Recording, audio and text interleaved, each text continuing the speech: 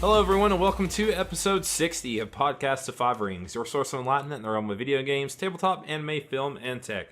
Each episode of Podcast of Five Rings releases Monday mornings on iTunes and SoundCloud, and topic by topic, day by day on YouTube, with the full video releasing on Friday. To catch updates about the podcast or for other news, give us a follow on your social media platform of choice. Listen to the description below. I barely even had to look at the copy to read it. After 60 episodes, you think I'd have it memorized. I'm your host, GM, no receiver of Podcast of Five Rings, Obsidian. Okay, no one support me there. I was very proud of myself. I got no backup. I'm not going to give you any support. You're a grown adult. This is how you should live life. I need a pat on the back to confirm my self-worth. I don't believe in moral support. Yeah, I've learned that by now, Meta. It's only taken me this long. Oh my god. I'm a slow learner, apparently. That is the Dark Fortune Duelist Meta, back from his 2-week hiatus in which he got married. So I'm congratulations married now. to you. The Crane clan and the Fox clan have joined house. Isn't that what Doji Hotori did way back in the day? Did he marry into the? Did he marry? He didn't marry into the Fox, but he married a Fox. Oh, he did. Yeah, I thought she was technically part of the Fox clan though as well. Like she was, and she was a Fox wife. Oh shit! I did not know that. There's your L5R history lesson for the day. The more you know. Yeah, we got married, and we actually had a friend create banners for us that were both from the Crane and the Fox. Oh, that's clan, cool. So that we were part of the ceremony. They hung up on the sides, and I stood on the Crane side. Yeah, that looks really cool. So I didn't see that picture. Yeah, they were up on the side. So house has joined. I don't think she's an actual fox in human form, though. But if she is, yeah, she's just really good at disguising it. She just looked me in the eyes and said, "You don't know." You'll never know. I'm never gonna know. I want to grow old, and she's gonna be like, "Surprise! I might have been a kitsune all along." Oh, okay, that's good. It's like, well, I didn't really complain. You kept your radiant beauty from day one. Doll. All right. Brownie. Tetsuo's here. He is the wall that will not fall. This time. He's already been married for a few years now. Yep. And the resident fellow bachelor, Mao. You and me, single forever, bro. Somebody's got to... What's all about balance, remember? Now the podcast is at balance, once again. Just in another different aspect. Perfectly balanced as all things. Yes. We're all Thanos now. So, other than Meta getting married, what's been going on with everyone? Nothing. Yeah, a whole lot of nothing. Wow. For all of us. That is it. I got married and y'all did nothing. Yeah. I'm still on overtime at work, so that's fun. I do like that they call it mandatory overtime, even though overtime, it kind of implies that you're specifically working beyond like what your normal hours are supposed to be. There's some voluntary. You know, sometimes they'll ask you if you want to work after. There's some voluntary. No one ever wants to do it. You know, sometimes in your... I don't really either, for the most part. Like, a few days is fine, but not like a week and a half of 10 or 11 hour days that I've been on. Twice if you were actually given a choice. I was not. I was given 1 day of preparation to... Like, I could just imagine a picture that, hey, so we have mandatory... we have overtime going on right now, and we wanted to give you a choice if you wanted to come in for mandatory overtime or if you wanted to come in for mandatory overtime. I think I'll come in for mandatory overtime. That sounds a lot better than coming in for mandatory overtime. Ugh. So, yeah. I would really hate mandatory overtime. I don't like that. I work overtime actually a fair amount of time, and I have a problem. But the moment they slap mandatory on it, suddenly I have to revolt against it. That's not true. Revolt against labels. Don't label me. As long as they're paying time and a half, I don't care. Yeah. To be honest. Yeah, that's kind of what it boils down to. No, I'm not even getting that. It's normal. It sucks. No one's happy. Everyone has to do it. You're not getting Nope. times and a half? No, and everyone has to do it. Oh, Yeah. wow. So- Okay, that just sucks. Yeah, But yeah. So I wish I was playing more Octopath Traveler. I sadly haven't got to do the Persona 5 thing and play like 70 hours of an hour for multiple reasons. But as the late You get to great spend it- Benjamin Franklin put in his autobiography, let's see here. Let me put my glasses on. Did I hear actual paper and not computer clacking? Yes, this is paper. I have his autobiography right here. This is the first print, by the way, from 1801. It says, I gotta. let me this legendary quote that he's well known for. I don't want to work. I just want to play Octopath all day. So there you go. Yeah, I've heard that one. before. That's actually a pretty famous quote. I've heard that before too. I kind of, I think what would have made it even better is to be like, let me just put on my glasses real fast, and then you're like you just like blow into the mic, like you're covering the dust off of it. Off some ancient tome, yeah. No, I just looked Been a over while this since all I've piece of opened this paper. up. Let me just find here page. Yes, okay, page 28. Here we go. Early on in his Consult life. index. Even. So yeah, I want to be doing that so bad right now. I haven't even, well, you're ahead of me. I haven't even gotten a chance to play Octopath Traveler. And Yeah. I desperately want to. It's beautiful. It's a beautiful game. I haven't felt this way since I played Persona 5. So that only is good things. If At it makes least you early feel on. any better, Meta, I haven't been able to touch the game either. You know what? Misery does love company, so that does make me feel better. I mean, I'm not really miserable because I'm not Hey. really planning on playing Yeah, the it's game. well, really you like just that. invalidated. You just invalidated my happiness in this. Thank you. If somehow, You giveth and you taketh away, you cruel god. well, somehow I could have gotten the first copy I ordered because the first one got given to someone else at the post office. Yeah, how did and I would that have happen? it's a long story. Well, it's not even a really long story. So the post office, I was checking Friday because I ordered through Amazon, so you get same day delivery and or release day delivery, and it says it will be guaranteed by 8 o'clock. I was checking all day, literally all day, and then around like 7:45 it said delivered finally. I was like, okay, so then it wasn't in the mailbox. So I called Amazon. They were like, all right, you're going to have to go to the post office or something to see what's going on. So I go to the post office, and the lady up front like can't find it when I give her the tracking number. Then someone else comes and goes, oh, I think I gave it to, this has already been scanned through. She's like, it was some lady came and picked it up at your address. Her name was like Cheryl Davidson or something. And I was like, what? Who? So What? yeah, they like gave the package to the wrong person. I had to call Amazon. They refunded me, then they shipped me out a free copy. So I got the game for free, but I just didn't get to play it any over last weekend. That makes up for it, but that's messed up. Why? It's shipped to you, so why would somebody else be able to pick it up? I'd have no clue. I thought you presented your ID at the post office Yeah, when you picked you're stuff supposed up. to, because that's how they do it over here all the time.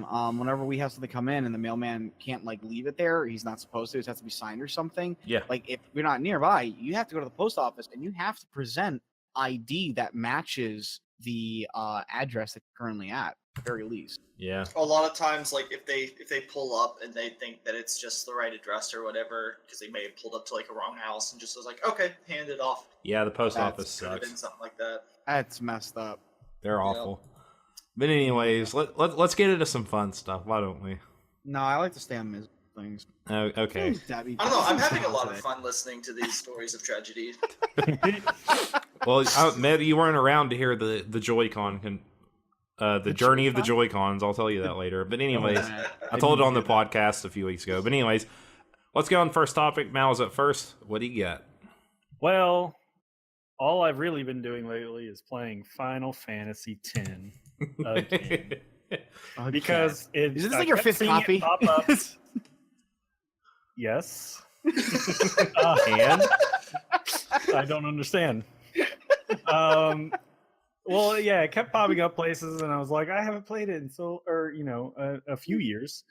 And then Obs was like, it's on sale or something, or said there was a sale going on, and I saw it was only like it's $12 on and was like, Humble Bundle sale, I think, or something. oh right. Yeah. And I Oh was like, yeah, I remember you saying that. Well, I saw it was on sale there, and I was like, well, let's check the PlayStation Store. Yep, it was on sale there too, and I was like, $12 is cheap enough for me not to have to dig out my PS3 and hook it up. So I bought it for the PS4. And yeah, and as soon as it starts up, it hits you with music, and it just got me thinking that it's how much I love the soundtrack. So we could talk about that today. What are your guys' favorite video game soundtracks? Who wants to go first? I will drop on myself on this grenade. Devil May Cry. Cheesy lyric songs.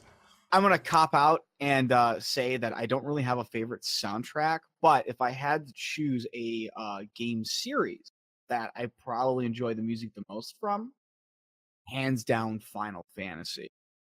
I love it. I've gone to Distant Worlds. Is Nobuo Uematsu your waifu? Yeah, he's my one true waifu. I won't tell her. No, I've gone like to the Distant World concerts. I have downloaded the music. I more than once onto different things. I'm just absolutely in love with the series as a whole for music. Less so some of, unfortunately, the newer games. Not to slap like 10, not 10, 12, 13, or 15 in the face. Hey man, don't dog 15. Do I gotta explain it to you? No. Yoko Shimomura. You're absolutely right. How wrong was I? 15 is great. But That's what I thought. But really, it's just okay. I don't know, like Nobuo Uematsu honestly just gave a wonderful music from the first game to essentially kind of technically his last one, which would be 14 in a way. It was like 10 where he did some of the songs, right? Yeah, he worked on 10, 11, 12, and then he's the composer for 14. He was the main he's the main theme composer, but Masayoshi Soken is actually the real sorry, composer. This has him listed as original 14 composer. Okay, yes, for the original 14 he was the de facto composer. He had a couple guys working in him, which one of them was Soken at the time, but in the reboot for 2.0 Soken over. And yes, he's just isn't Soken a Street Fighter character? He's listed as composer with Soken for A Realm Reborn, and then just single songs for the expansions. Yep, that is how it's worked. So I think he's kind of like he kind of faded off at around 11. He does a lot of freelance work now. Yes. Yep, he does lots of freelance. I believe he's worked on the Grand Blue Fantasy or whatever, really popular mobile game, and then also on the anime for it. Well, now I got to go just find the soundtrack for that anime to see how well it is. But yeah, I gotta say that just that kind of music really gets me. It's so emotional, and I love that it never pulls back on anything. There's not a moment in one of these games where the music doesn't stand out, and I think that's the best thing you can do for music. I know like a lot of Western music for games and whatnot generally wants to be ambient, kind of just fill in like noise in the background. I don't like that. I want my music to be as strong and emotionally pulling as the scene that's happening with that music at the same time. If I'm in an action scene, I want action music to punctuate that. If I'm in a very sad or sorrowful scene, I want something that really pulls on my heart and my feelings for that, because that only adds to the emotion. It only makes it that much harder. I mean, that's, and I don't understand why they do a lot of this ambient stuff, because 101 basic movie, your music can drive how a scene in a movie is taken. So why not apply that very same concept to a game? And if there's anybody who's applied it better than anybody else, it's Nobuo Uematsu. Yeah, well, what I think Uematsu does really well is kind of what you were saying. He captures emotion really well in his music. Like the songs in the games I'm always tie them to the scenes when they play, and like the emotion the characters are going through, and that's like what I always think of when I think of Uematsu's music in Final Fantasy. Like when I hear "You Are Not Alone" from Final Fantasy IX, I think of the scene where the music plays, and it's the only time it plays in the game, and it's like probably the best scene in the entire game, and the music like makes it that way. It it's like tons of stuff. Like the freaking like train song, the opening train theme from Final Fantasy VII is like very like closely tied to like that song is like Final Fantasy VII to me, and more so than One Winged Angel, just because it's the opening of the game.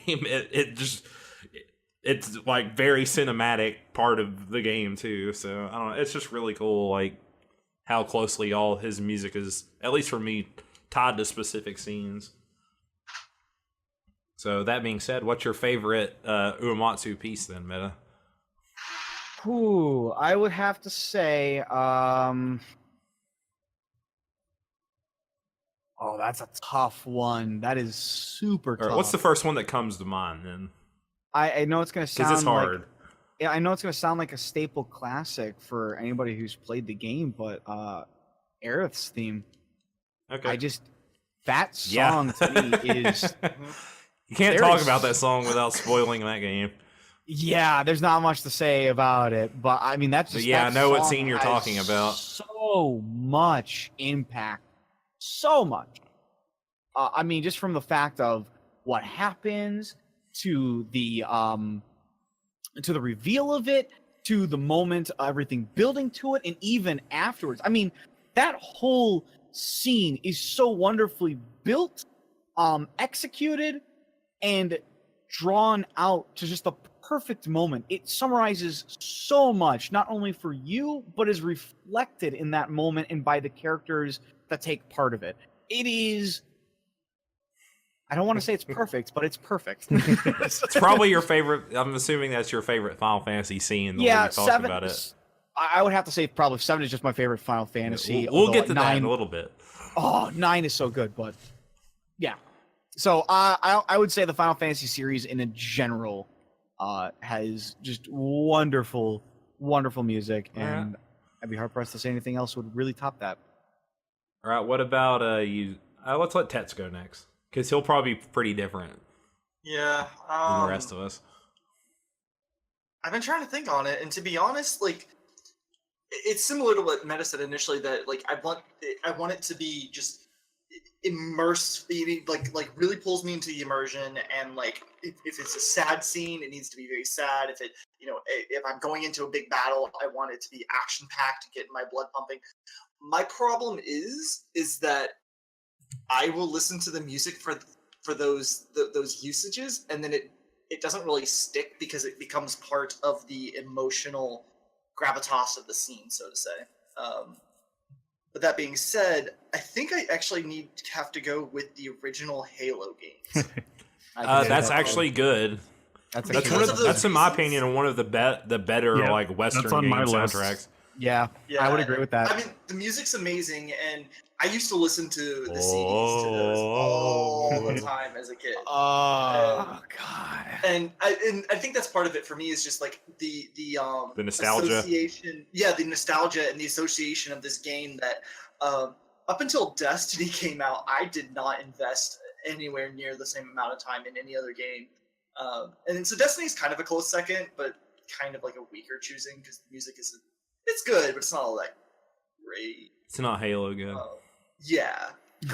But Halo just it has this I guess just connection, this nostalgia with this time in my life that I just I can't not hear it and get immediately happy anytime the theme starts playing. I just yay, it's the Halo theme. I'm happy. Like, I want to go back. Yeah, the Bungie Halo basically games are by the composer was Martin O'Donnell, and they're probably one of the best Western soundtracks. Yeah. Honestly, I'm trying to think of one that's like as memorable or on that level. Like maybe like Skyrim is something people would put. But I don't even know Skyrim. No. I don't know. Skyrim's just like the main theme, basically. Yeah, I was gonna say the main theme is what I remember. Right. That's all everyone knows. Mass Effect actually has some really good stuff, especially Mass Effect 2. Yeah. That's unfortunately lost to me. I never played the Mass Effect series. Yeah. They've got some great pieces. I'm just gonna say it right now, Meta. You ain't missing much. Damn. I just wanted to take a shot at Mel. That's all. Well, I think at this point in too. time, I'm sure I played the at this first point in one. time, we've excommunicated Obs from this podcast. This podcast is ours now. No, KOTOR is the best Western music because it's Star Wars. It's got John Williams. Did he do them? Movie. No, he didn't do them. No, he did not. I don't know. I don't think John John Williams Williams. ever They done didn't spend billions a video of dollars game to get John soundtrack. Williams. Actually, like I like John Williams fine. You know what I actually will give props to, although I think this is kind of hit or miss as well. World of Warcraft going to props. Oh, WoW's music is great. Yeah. Especially I have no if experience with it. well, if you played it a lot, it'll give you nostalgia. Like the Yeah. Northrend music for me is anytime I hear like the loading screen for Wrath of the Lich King, I get like It's another example of like a game that is, even though it's in the Western realm, had songs that stand out. Because as you made note about Halo, like I remember a lot of Halo's music. It was so good.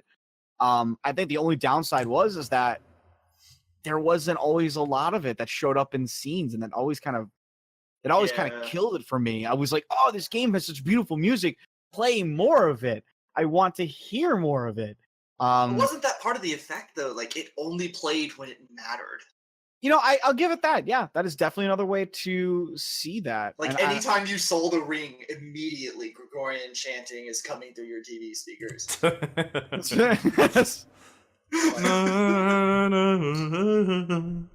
Yeah. Oh, the scenes when you're running, when you're escaping at the end of the game. Oh, the yeah. first Yeah. one, the third one. Oh, the music there is wonderful too. It so much going on. It's so much. It's no,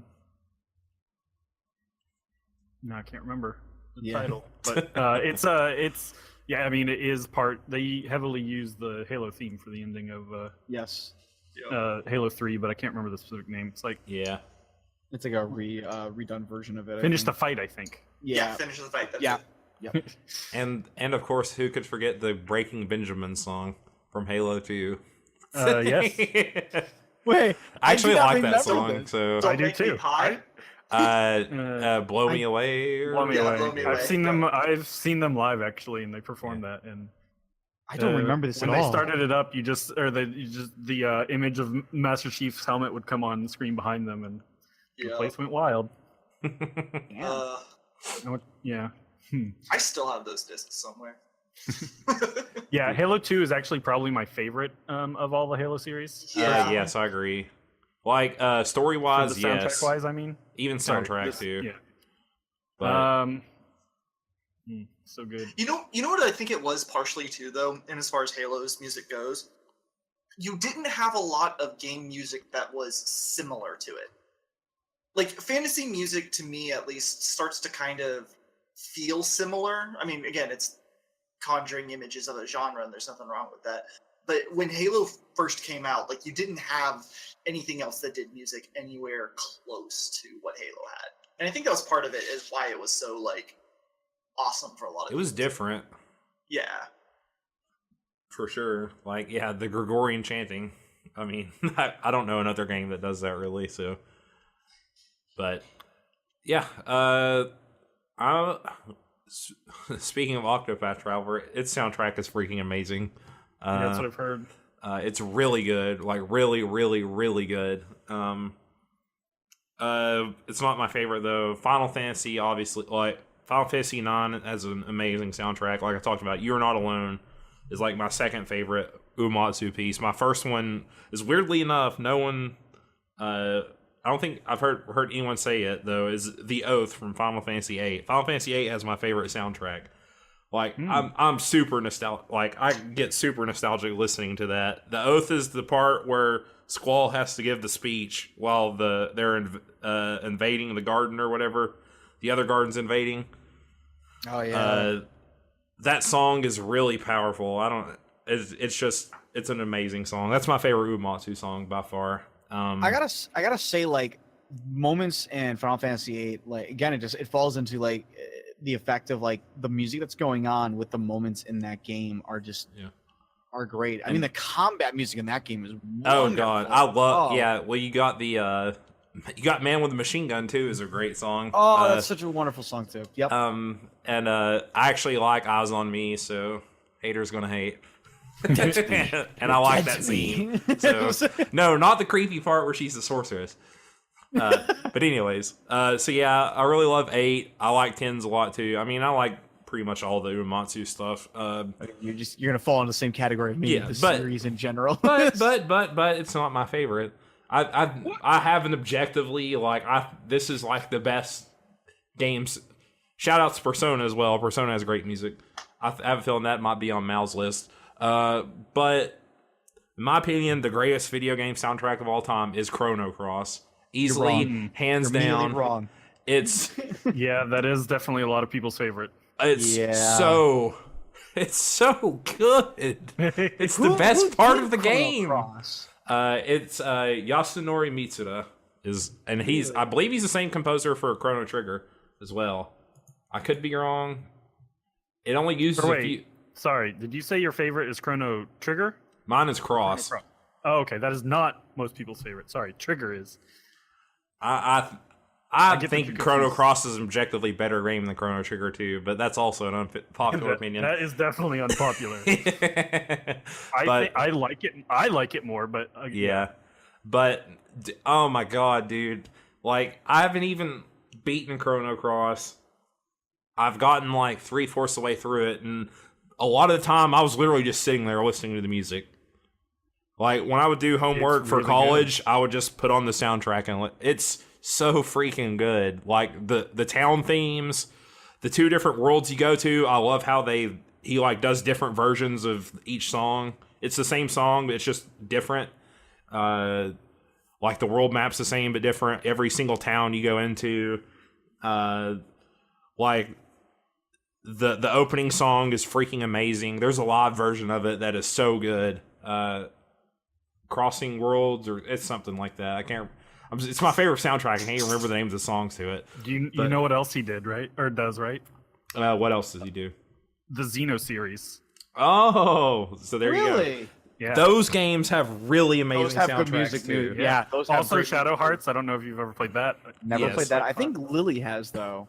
They're right up Obbs' alley, I think, with the edginess. Oh yeah. At least. Just Keep calling tonight. you like it's all about like getting demons and or absorbing demons and stuff.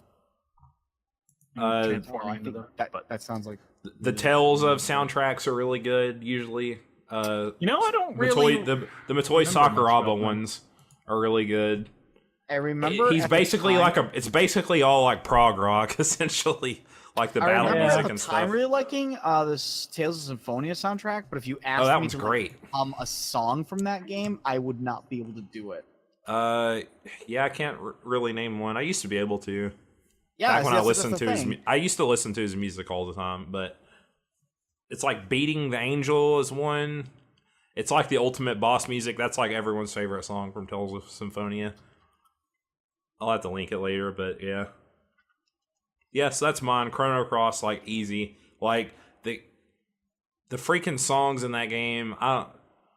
It's not a game I played over and over again. I want to like go back and actually play it from the beginning and beat it finally, but I just hear the music and it's I can't explain how it makes me feel for no reason. I don't have like a particularly strong attachment to the game outside of its music, but it evokes such feeling in me that I don't know. It's just great. It's like, oh, it's so good. So yeah, that's mine. Yeah, well, we mentioned so yeah, Halo is up there for me, and Final Fantasy X specifically. So with 10, it was probably the first, I guess, game I really paid attention to sound wise, because I grew up on handhelds until my first console was the PS2. And I just played handheld games on mute. Oh wow! Really? Yeah, so Never got to hear Golden Sun soundtrack.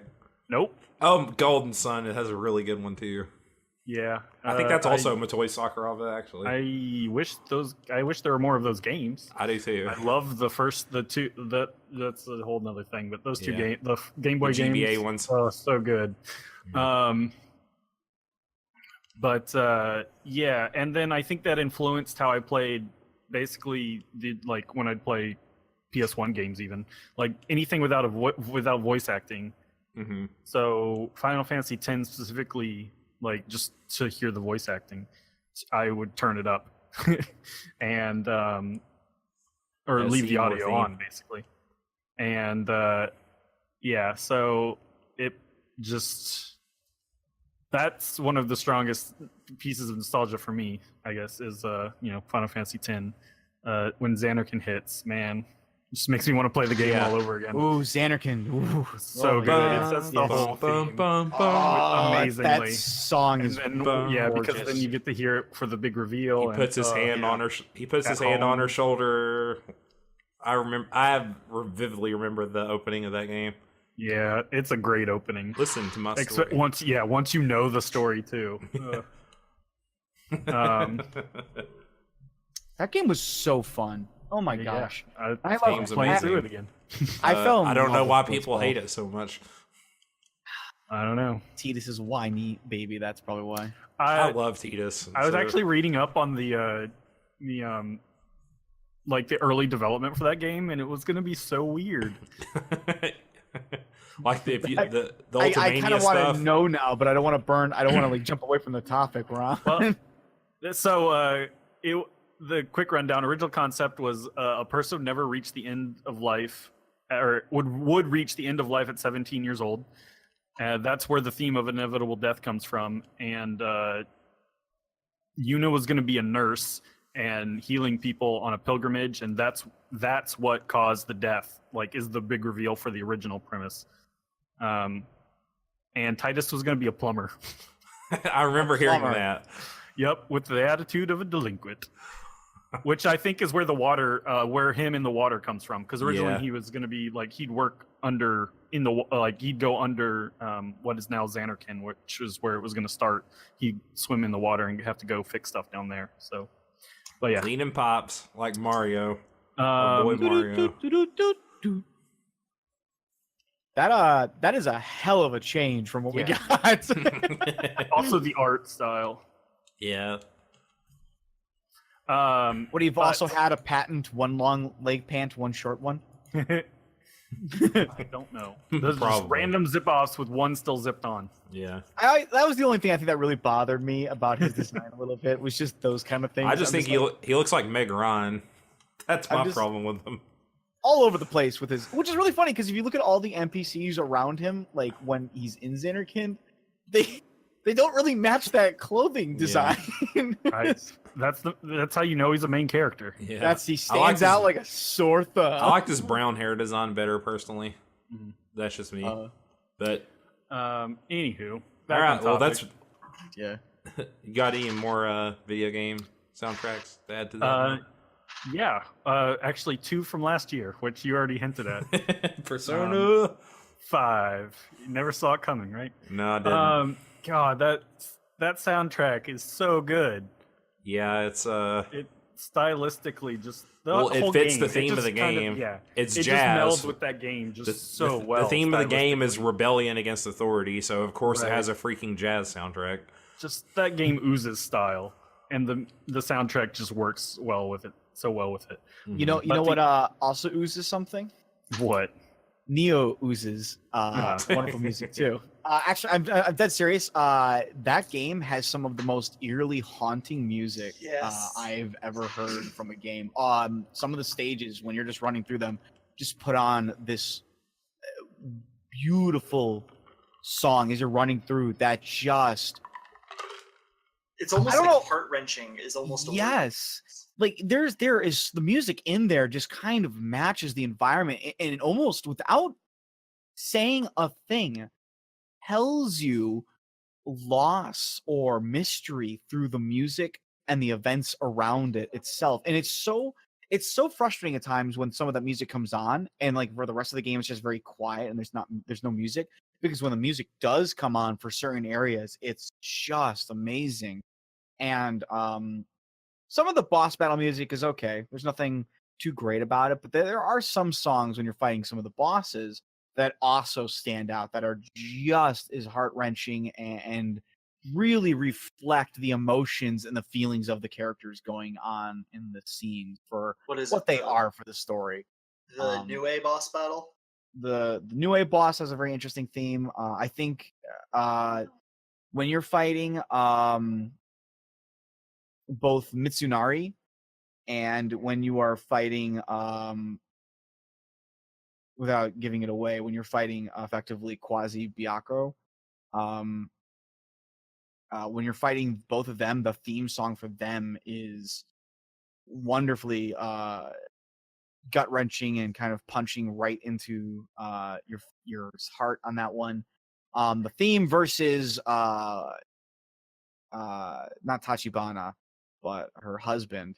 Muneshige. Thank you. I could not remember his name for the life of me. He's still Tachibana, though. He's still Tachibana, but you know what I meant. I was like, I Yeah. couldn't remember the front name. I just remember Tachibana. When you fight him, that theme is wonderfully packed with the feelings of what that fight is behind, because that whole fight is about like, I want to test you and I want to see how good you are. And that song just backs it up. Like, this is your first real, like, strong foe, and the music just presents that to you. It's like, this dude is gonna be strong. He's gonna kick your ass a lot. Prep for it. And it's great because you just want to hear the music again and again and again. So I'm gonna give Neo like definitely a thumbs up because some solid stuff in that game. And to an extent, somewhat related, but to a lesser degree than what Neo did. Original Dark Souls, I feel like, had a lot of those moments as well, of music just ramping up at the right moments and just almost telling part of the story of the area as you walked into it. You know what? Yeah. Dark Souls has some Dark Souls and Bloodborne. Bloodborne specifically is so good. I listen to some of Bloodborne's soundtracks every now and then. I Bloodborne can't is for when you're running your gothic horror D&D game. God, yeah, you can It's your pull go-to everything. soundtrack. Also, just as a jump, because it's around gothic horror, although it hasn't really been like that in a long while. The Devil May Cry series. I gotta say, music in those games, I still listen to these days. I will sometimes pull up the soundtrack from some of those games and just re-listen. Can't not. You gotta have your English music. I got it, man. Some of the music, unfortunately, like some of the music for Devil May Cry is very hit and miss, and I don't know like why they've done this. Not that I complain about it, because it's for anybody who's DMing a game. You made mention of this, but if you're ever DMing a game and you need something like really eerie in the background, any time in any of the DMC games where you're going into the stage, you're at the stage menu where it gives you that tiny clip, and then like you can either start the stage or you can go buy items prior to stage. All that music is very eerie sounding. I would absolutely state, if you want some like really good ambient eerie music with a lot of variations to it based on the stages themselves, go just check out the soundtracks for Devil May Cry, because all those stage selects are, it's different. It is not the rock and metal themes that you get when you're playing the game. It's very different.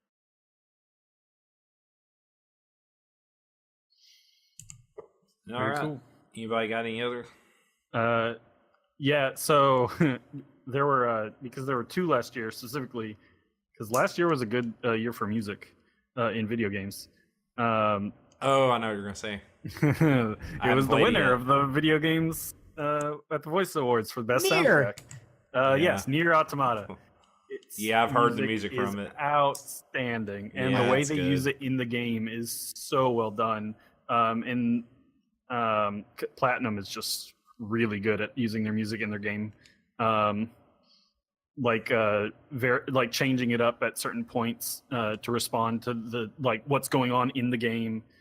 Like after talking to someone in an area, vocals hit on the music track, they start overlaying, or as in response to boss phases and stuff, and then even callbacks, which are interesting in Nier, specifically callbacks to because the way you play the game, which is also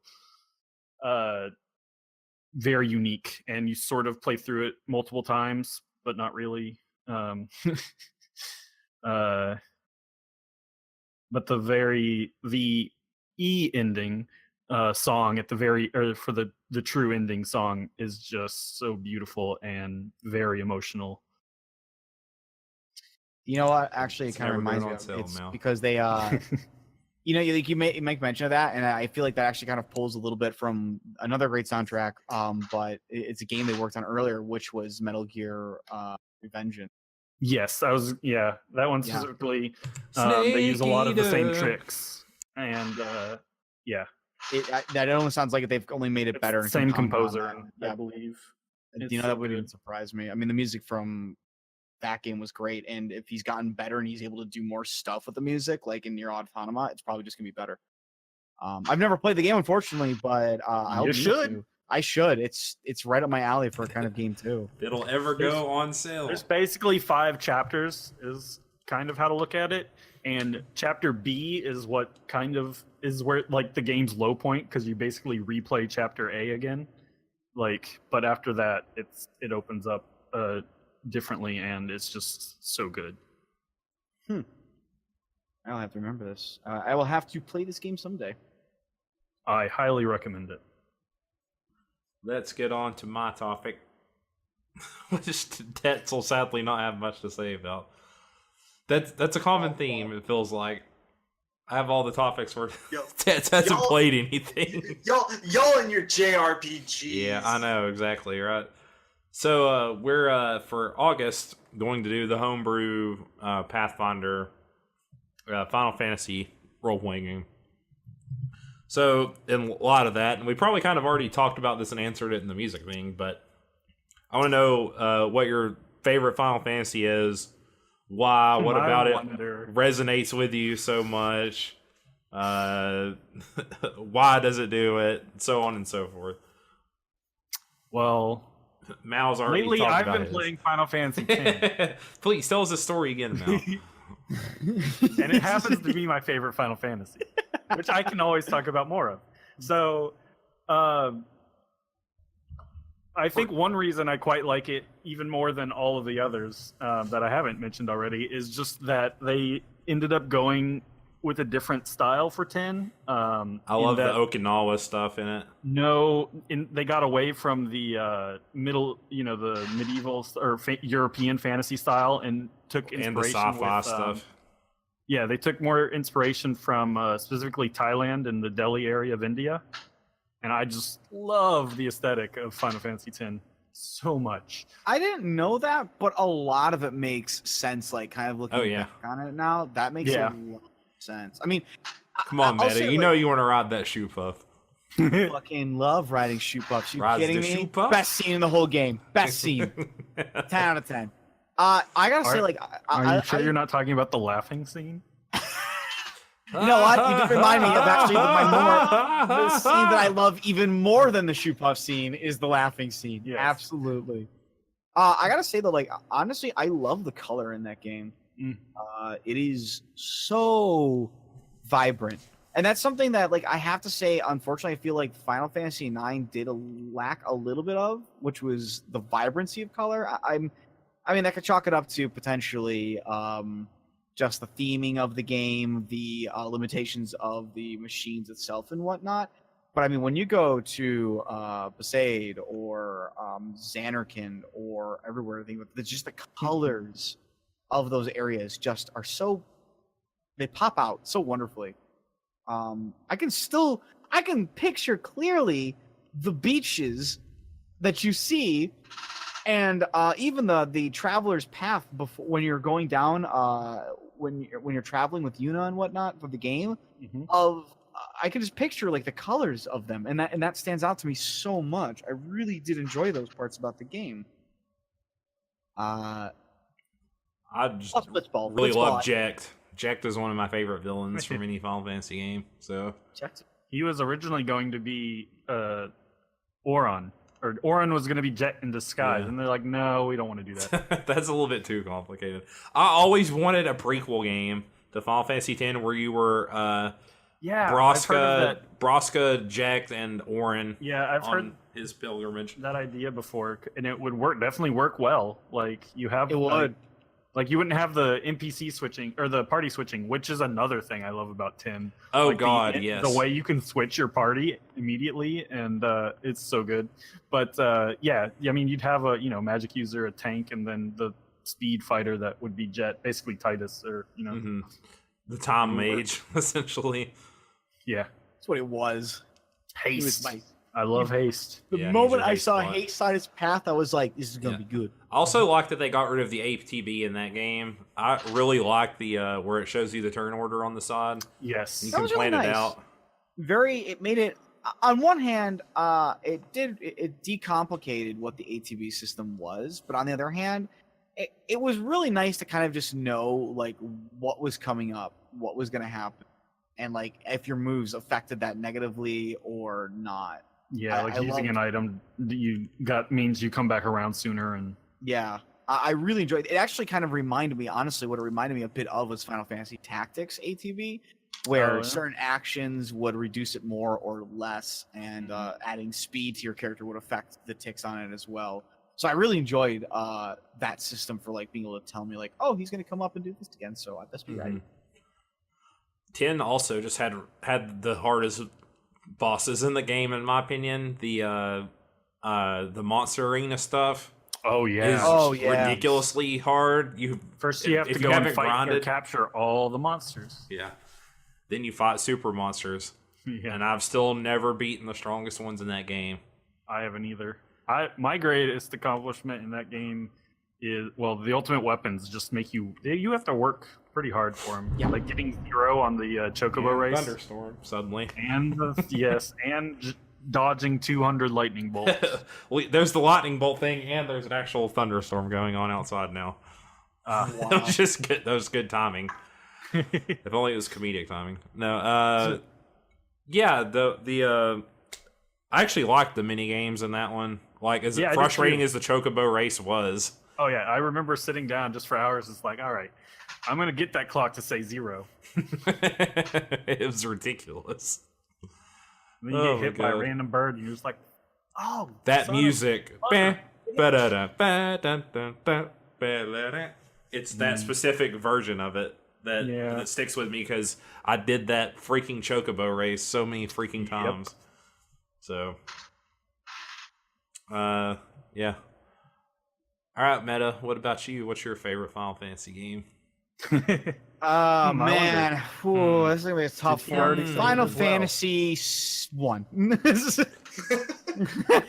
It's a good game. I It is a mean, good game. I guess Warrior of Light, baby. What can I say? after just playing through most of it, Dissidia. That Dissidia is my encounter favorite rate. Final Fantasy ever. Dissidia is Most- really good. Yeah, oh god, the encounter rate in the NES games are awful. yeah, Yeah. nigh unbearable. 7 is my favorite. But honestly, that's like, it's like Tactics is pretty close though, isn't it? tactics, and honestly, it's really hard for me to like say it's truly a favorite. Like I know it feels again. I know I'm copping out here, but I love tactics. I adore tactics. Tactics You're not alone, sir. cannot do any wrong. The Is that the advanced one with the games can snowball burn in thing? hell. They're a sin against nature and are Yes. the devil's games. It But uses the snowball fight meta- for the tutorial. Yeah. no, those are the advanced ones, and That's- those ones are the devil's games. I like how you're saying that right as I was trying to make that joke, and like, But Final Fantasy Tactics, the original one, it can do no wrong. It's perfect. And 9, 9 is so wonderful. It's really hard for me to say that I like 7 better than those two. But if I really have to pick tactics. No, I can't do it. It's tactics. It's tactics. It's tactics. Oh. No, honestly, I can't really choose. 7 and tactics, to me, are probably my 2 favorite ones. But 9 is just like 9 is maybe like Very close. so close. Depends on how you feel it. You have to go to the refs. You're gonna have to take it to the refs. They're gonna have to watch frame by frame shot of the finish crossing that finish line. That's how close. I don't want to commit. I just can't do it. I would be besmirching my love for the other ones. I can't remember the freaking quote from Tactics Advance now. That's Please what don't. does he say? Don't do this. The meme one. That's Oh God. where the kid's in the wheelchair. I want to stay in the dream world because I'm in a wheelchair. That's just don't you understand? This isn't real. That's I can't remember the word he uses. It's just a fantasy. Yeah, pretty much. Oh God. As he tells his like crippled brother, who's like a badass not in this world. No, you can't do what you want to do. We got to go back to our miserable, horrible world.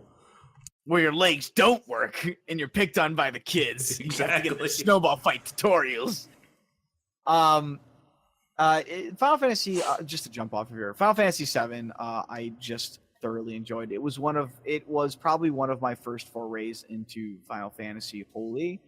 But having played the other games and having come across them as they come, Final Fantasy VII just, I loved it so much. There was just so much about it that was so right for me at the time.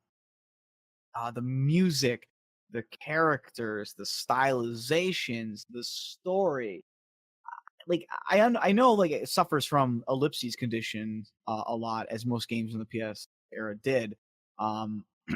Suffers from Lego condition. But going back, if I were to go back to it now, from what I've read up on, I haven't ever played it again in a long time. But even if I were to play it again now, I wholeheartedly believe that it would actually stand up pretty well to time and the horrible things that it can mangle as it moves on ever forward.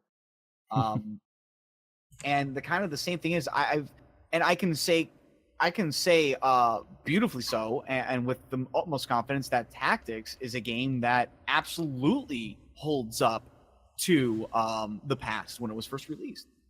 That game is just beautifully done. It is so it's pretty good. I really like the character art. Sweet. Which, to get back on Octopath Traveler, is the same guy. Oh, It's the same artist. I'm more of a Tactics Ogre, let us cling together person myself. Well, you know what Barrett says, Meta. There ain't no getting off this train we're on. Jesus. He actually says that. That's his He thing. does say that. That's There's a part where towards the end where they all say it at the same time. It's a funny, happy little heartwarming scene. Yeah, I mean, just every moment in both of these games are just great. Tactics with the tale of a person who's just trying to do right. He The doesn't War care. of the Roses in video game form. Pretty much, yeah. I mean, they even call it the War of the Lions. War of the Just Lions, change the so two yeah. names. I mean, Tactics is literally about this dude who's just trying to do right and trying to save everybody without any ulterior motive than just trying to do what's best. And you're anathema. Bam. Yep. And then in All your 7, gods are it's demons. Bam. all of your demons, and it Spoilers. turns out that there's more what's going on what you thought. Who would have thought that might happen in Final Fantasy? Exactly. And I mean, seven is literally is quite literally about a character kind of coming to. No, as silly as it sounds, it's not really talked about. For 2 discs, it's about another character in the background that you don't learn Yes. about till the end of the game. Yes, it's Then absolutely you meet about Cloud for like 2 hours. Yes, it is literally about a character coming to terms and accepting the reality of his past, who he is, and where he has gotten to now, as opposed to the facade he has been putting on this whole. That is effectively what that game covers a huge amount, and Yeah, pretty much. accepting loss and victory that it comes with it. It is a lot of coming to terms with a lot of things. That is what that game really covers, and it's wonderfully done. Giving you a wonderful villain, a wonderful supporting cast, and a wonderful reason to want to punch said villain right in the schnoz. So, yeah, Final Fantasy VII, Final Fantasy Tactics, and with all the love I can offer for it, Final Fantasy IX. So, Tats, what's your favorite Final Fantasy game? My favorite Final Fantasy is Advent Children.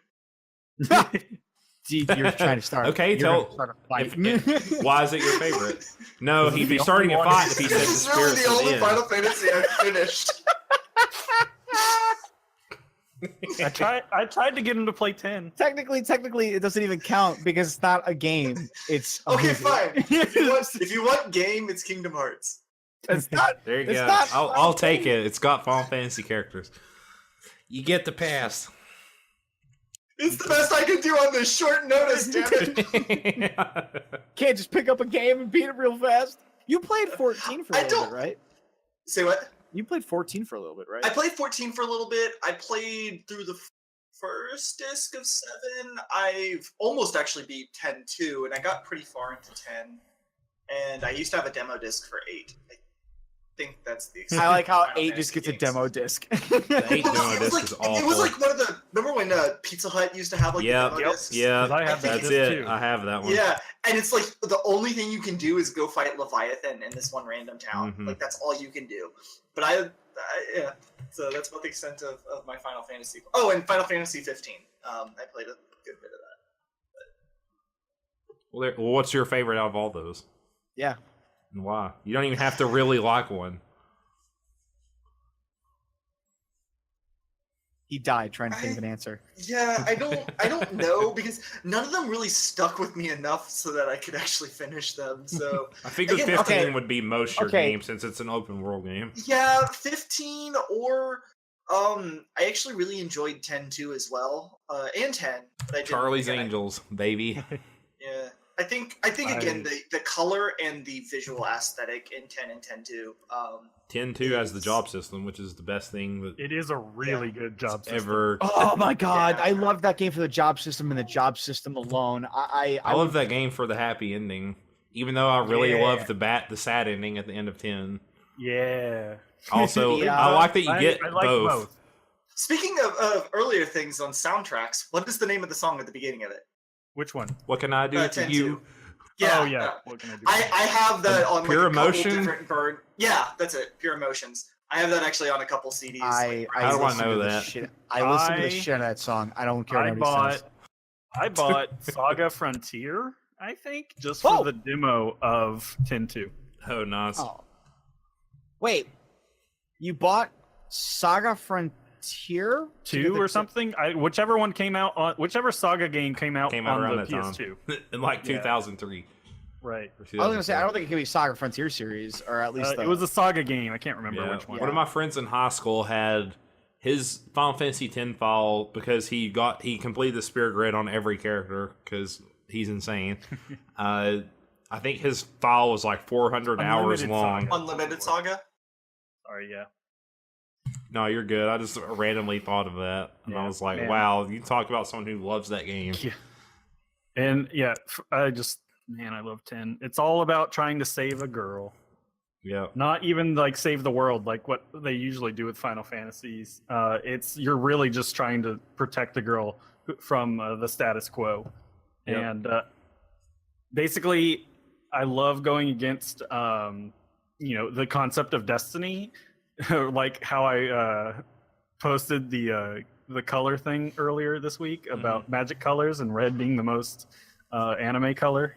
Yes. When confronted with Yeah. the trolley problem, the other 4 Screw answered, fate. and then red was like, I reject the premise and save everyone. yes. Like, yes, Yep. that is what I love. And yeah, that's kind of how 10 plays out. yeah. And Well, then you get hit in the stomach anyway. Yep. That 10 was my first one. It got me into the series, and it has the most sad ending of any of the games. And it stuck with me the most, probably out of any Final Fantasy game ending.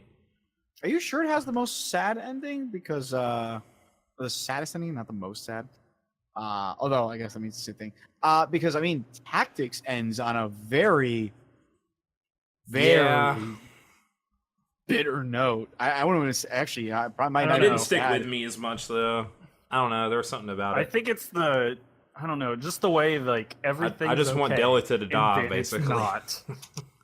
But Sure. that's what I felt at the end of Tactics. No, 15's is pretty sad too, honestly. But yeah. So mine, Yeah.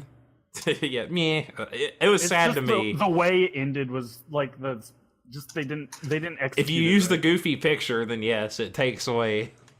If you use a picture of a cap where like Luna looks at a picture of cup noodles and like sets it to the side. Oh, thank you, Nox, for this picture of that sums up your entire journey. A picture of cup ramen. No, Yeah, that would definitely take away. my from top all. 3 or 15 still in there. I love, like, I'm not going on the rant, but it's my third favorite. I don't know. There was it's people know about 15. They know about all the trouble it had. Yes, it was an incomplete game. Blah blah blah. But even so, that is again. I go back to what I've said about this when I streamed it. I will say this to anybody I talk to. What makes the worst thing that happened about 15 was that it could have been a great game. That is the greatest flaw to that whole game. That game is really good, and The worst thing about that game is you reach chapter 13. Yes. Yeah. It's the fact that it was rushed, it was put through, and they pushed it out. Is really what it need kills another it. year. If it had, just give it another year, a year and a half even, and then put it out, and you had a complete game, that could have been. It's I seriously think that could have been an amazing contender for potentially one of the best Final Fantasies ever. it's thematically sound. It's all about the journey. Yes. As like cliched as like the journey trope and the hero with 1,000 faces. And all I this mean stuff is. that game is about the journey. Yeah, but that's it's what about makes your friends. It so great. Your party. It talks. I mean, you go from point A to point B. Everything in between is what makes point A and point B so important. Yeah. Just the random conversations in the car, the way they talk to each other, like while you're running around. It's like Probably it's some the of my most favorite cohesive, character like banter. yeah, Yes. it's the most cohesive like party. Probably it's probably my favorite party out of any Final Fantasy game, like as a whole. I would agree. Granted, They're- it's not bloated though. That's you have the 4 core characters, and it develops the 4 core characters, and they all get moments, even without the DLC that explains what happens when they go off randomly for 5 minutes. You still that get developed for all of them. that DLC should never happen. You That get should have you been a get part of the Iggy's game. development. Noctis gets his development. Gladiolus is kind of like the least, honestly, probably developed out of all of them. Apparently, you can change the ending with the Iggy. Yes, you can. DLC. Oh, I haven't. Yes. Oh my god, And, I'll have to do that eventually. Yeah, you can change how it ends, and you can actually get like a true happy ending, Yeah. quote unquote, with that. I guess So sort of, yeah. But no, I love the. I really like the villain too, personally. I think it was a little weak on execution, but I did like. Oh no, like his backstory comes out of nowhere. Yeah, when he he's- shows up, the he's villain- cool. yeah. the villain- he's great. He's great as a character right until he's like. The By voice the way, actor's I'm the really villain." good too. Yeah. He's like again. That's the thing. Is like everything. It's, By the way, his I'm your only ancestor, flaw- and I want to murder you because Yeah, you pissed me off. That's literally it. Like that's again just a sign of rush development. They're like, oh, he's got to reveal himself now, and he's like, by the way, I'm the bad guy. Arden is in you. Yeah. So yeah, And that's really it. but I love it. I like the combat just fine. I love driving around in the car and stuff. I loved exploring. I like the open world aspects. I don't even really like open world games. I've talked about this before. So I don't know. 15 was like I waited for it for so long. To me, it wasn't. It was like just barely worth the wait, and I don't know. Like I wasn't like that disappointed with it, and it was. I don't know. It was just came again at the It right would probably time for be me. closer to the top of mine than the bottom. Yeah. So I mean, it's up there for me. Second is 6, a very close second. Yeah, see, Si- that's one I don't connect with like other people do. Yeah. 6 was one of the. I think it was the first SNES one that I beat. The cast on that one is also great. The first part of the game is really strong. It has one of my favorite two of my favorite characters in the whole series, in Locke and Celis. Celis is like super depressing. Her story in the game. You get the opera scene. It's just got the very old like combat style. The gimmick of the game is that you equip espers and magicite, and that's where you learn all your magic from. It's kind of like a proto materia system, but a lot more simpler. So there's not like a lot of meat to the system, but the story's great, and Kefka's like, in my opinion, by far the greatest Final Fantasy villain. He actually succeeds and becomes a evil, horrible, maniacal god and destroys the world. And then the second half of the game is about fixing it. So That's just really cool, and not a lot of games like do that. It's just you like go beat the big bad before he accomplishes his plan, or before he's about to reach apotheosis, or whatever he's trying to do. Kefka actually gets there and succeeds. Right. It's That's not what an all. 11th hour victory. Does he it's a 13th really hour. succeed? I mean, he gets what he wants, and then you go Right, beat but him then up. For a time, but he he gets the goes- rule as a god. But he still loses in the end. So does he really? Right, get but what he does wanted? succeed longer than, like, say, Sephiroth. Oh, then yeah, I'll obviously get He that. He never succeeds succeeded. longer than most villains, but Right. at That's what the end of the day, Yes. At the end of the day. Oh yeah, at the end of the day, you beat him. Like technically, Arden succeeded for longer I mean, than he like, did. I mean, I was gonna say Arden succeeds. Final technically Fantasy longer. 15 in a lot Yeah. of ways is kind of just a soft reboot of Final Fantasy 6 because it's got the Magitech, it's got the Empire, functions very similarly, like the character development and stuff of the Empire and like its characters is very close to 6, and the villain is a lot like Kefka in a way, like his path essentially that he takes. So. Yeah. Like, I was saying that while playing the game. I was like, this gives me a lot of FF6 vibes. It's like a modern FF6 in some ways. But FF6 also has the biggest cast of characters, and as a result, it has some of the worst, because they're just, like, secret characters like Umaro, who you can't control. He just attacks whatever he wants to attack. Gao is one of my least favorite Final Fantasy characters also. A lot of people like him, because he's kind of a comic relief character.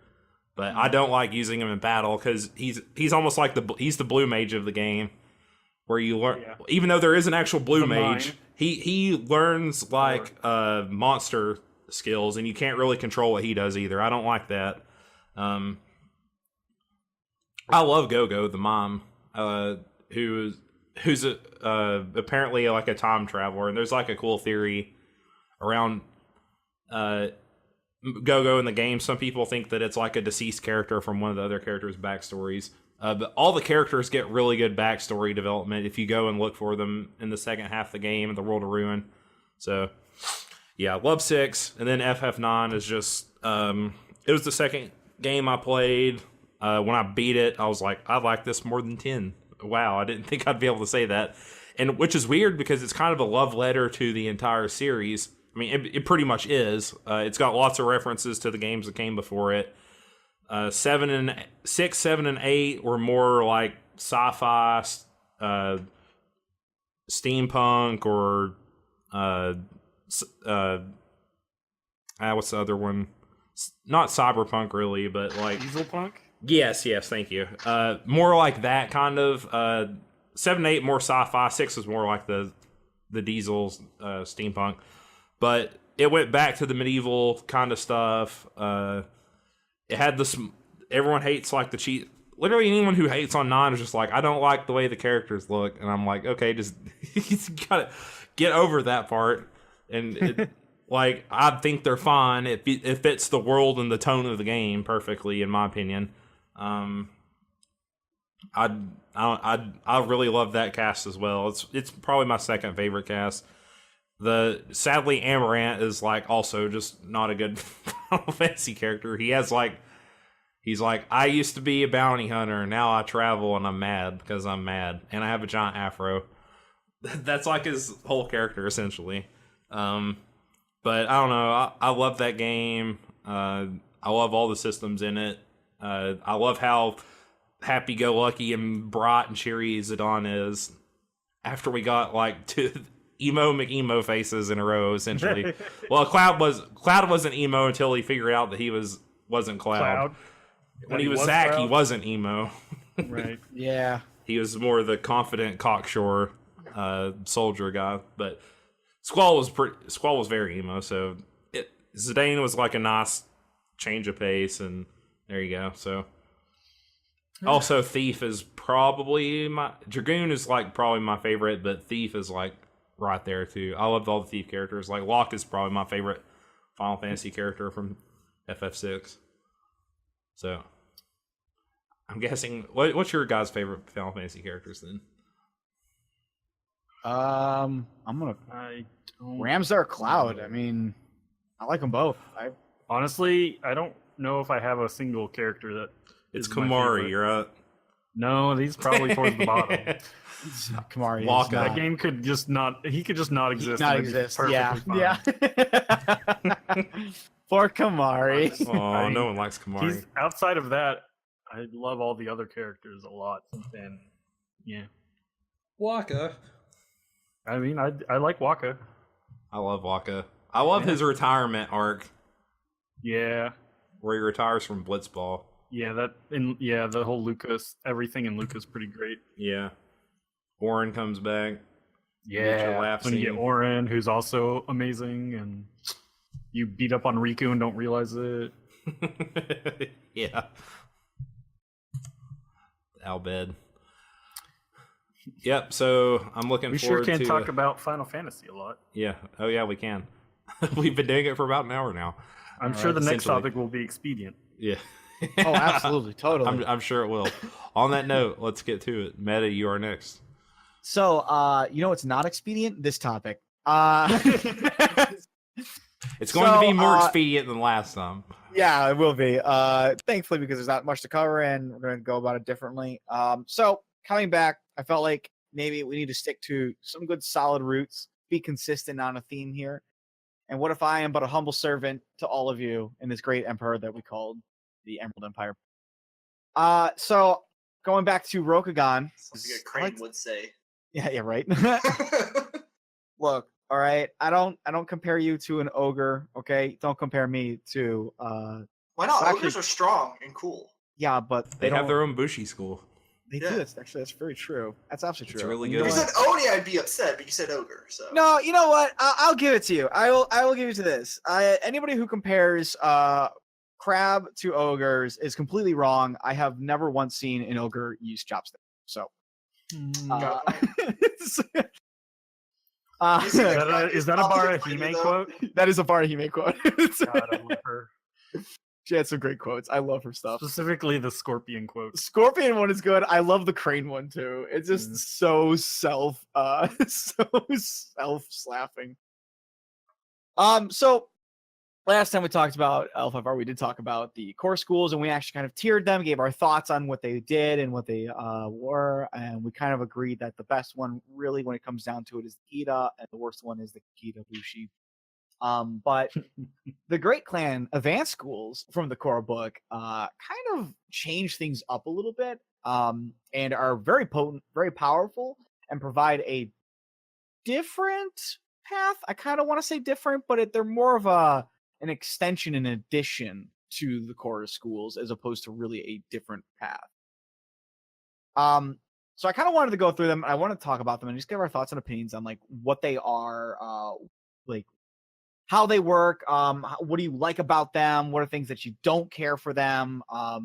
Your kind of your rating for them, and kind of your favorite one out of the ones from at least the core book. Advanced school or alternate paths or both? Just advanced. Just and specifically Great Advanced. Although I don't think any minor clan has an advanced. So There's a generic one is there a generic advanced school? for all the minor clans. Yeah, it's whatever. I don't even think uh, it's in the main book. I could be It's wrong like though. I don't think it's in the main book either. We'll find out when we go down this wonderful list. So starting with the top, let's get right into The it. best one. The Best probably in my probably the opinion. best one actually. Yeah, I is the, love this one so much. the Crab Advanced School, Defender of the Wall. AKA can't keep me down. Yeah, I mean honestly, this advanced school kind of does what the Hitabushi school does in a different way and also in a better way. I don't know what to say about it. So, I actually love this school. I think it's so thematically appropriate. I think it only makes what's already really good even better, and it also has probably one of the most broken powers on it. Don't kill me, Yoni senpai. That's basically what the school does. That's yeah. it's More exactly what it is. reduction, they can't hurt you as well. And then I will say that is conditions. one of the things is that its first ranked is only applicable to things with taint. So if you're not playing anything with taint, it's kind of It's a dead level. It is a dead level Yeah. versus non-things tame. But I mean, if not that's denying explosions on attacks and damage rolls. So nice. so good. I was gonna say if that's your buy-in, I mean, to get to the other two ranks, I'll take it. Yeah. I will absolutely take it because I mean, 8 damage reduction, so just stacks with everything. Just 8 damage reduction, just auto get it. Oh, what's that? After that, you could just immediately decide, nah, I'm just not affected by that status effect. One of the most detrimental things in this kind of game is status and conditions, and you can just be like, nah, that just doesn't affect me, bro. And it's once per round without Yeah. spending void. So good. So nice. So disgustingly good. And again, like I just think it's thematically appropriate. These kind of characters do exactly what they need to do. They need to survive. They need to stop Shadowland creatures, and they will definitely not fall. Because you can't quite literally knock them prone. Prone is condition, and it's not one of the ones exempted from that skill. I'm not falling. I'm just rolling over. Yeah. I always like to think that they just like any character, like any boss character from like a fighting game or something, they kind of just levitate back upwards towards their feet after the end of the round.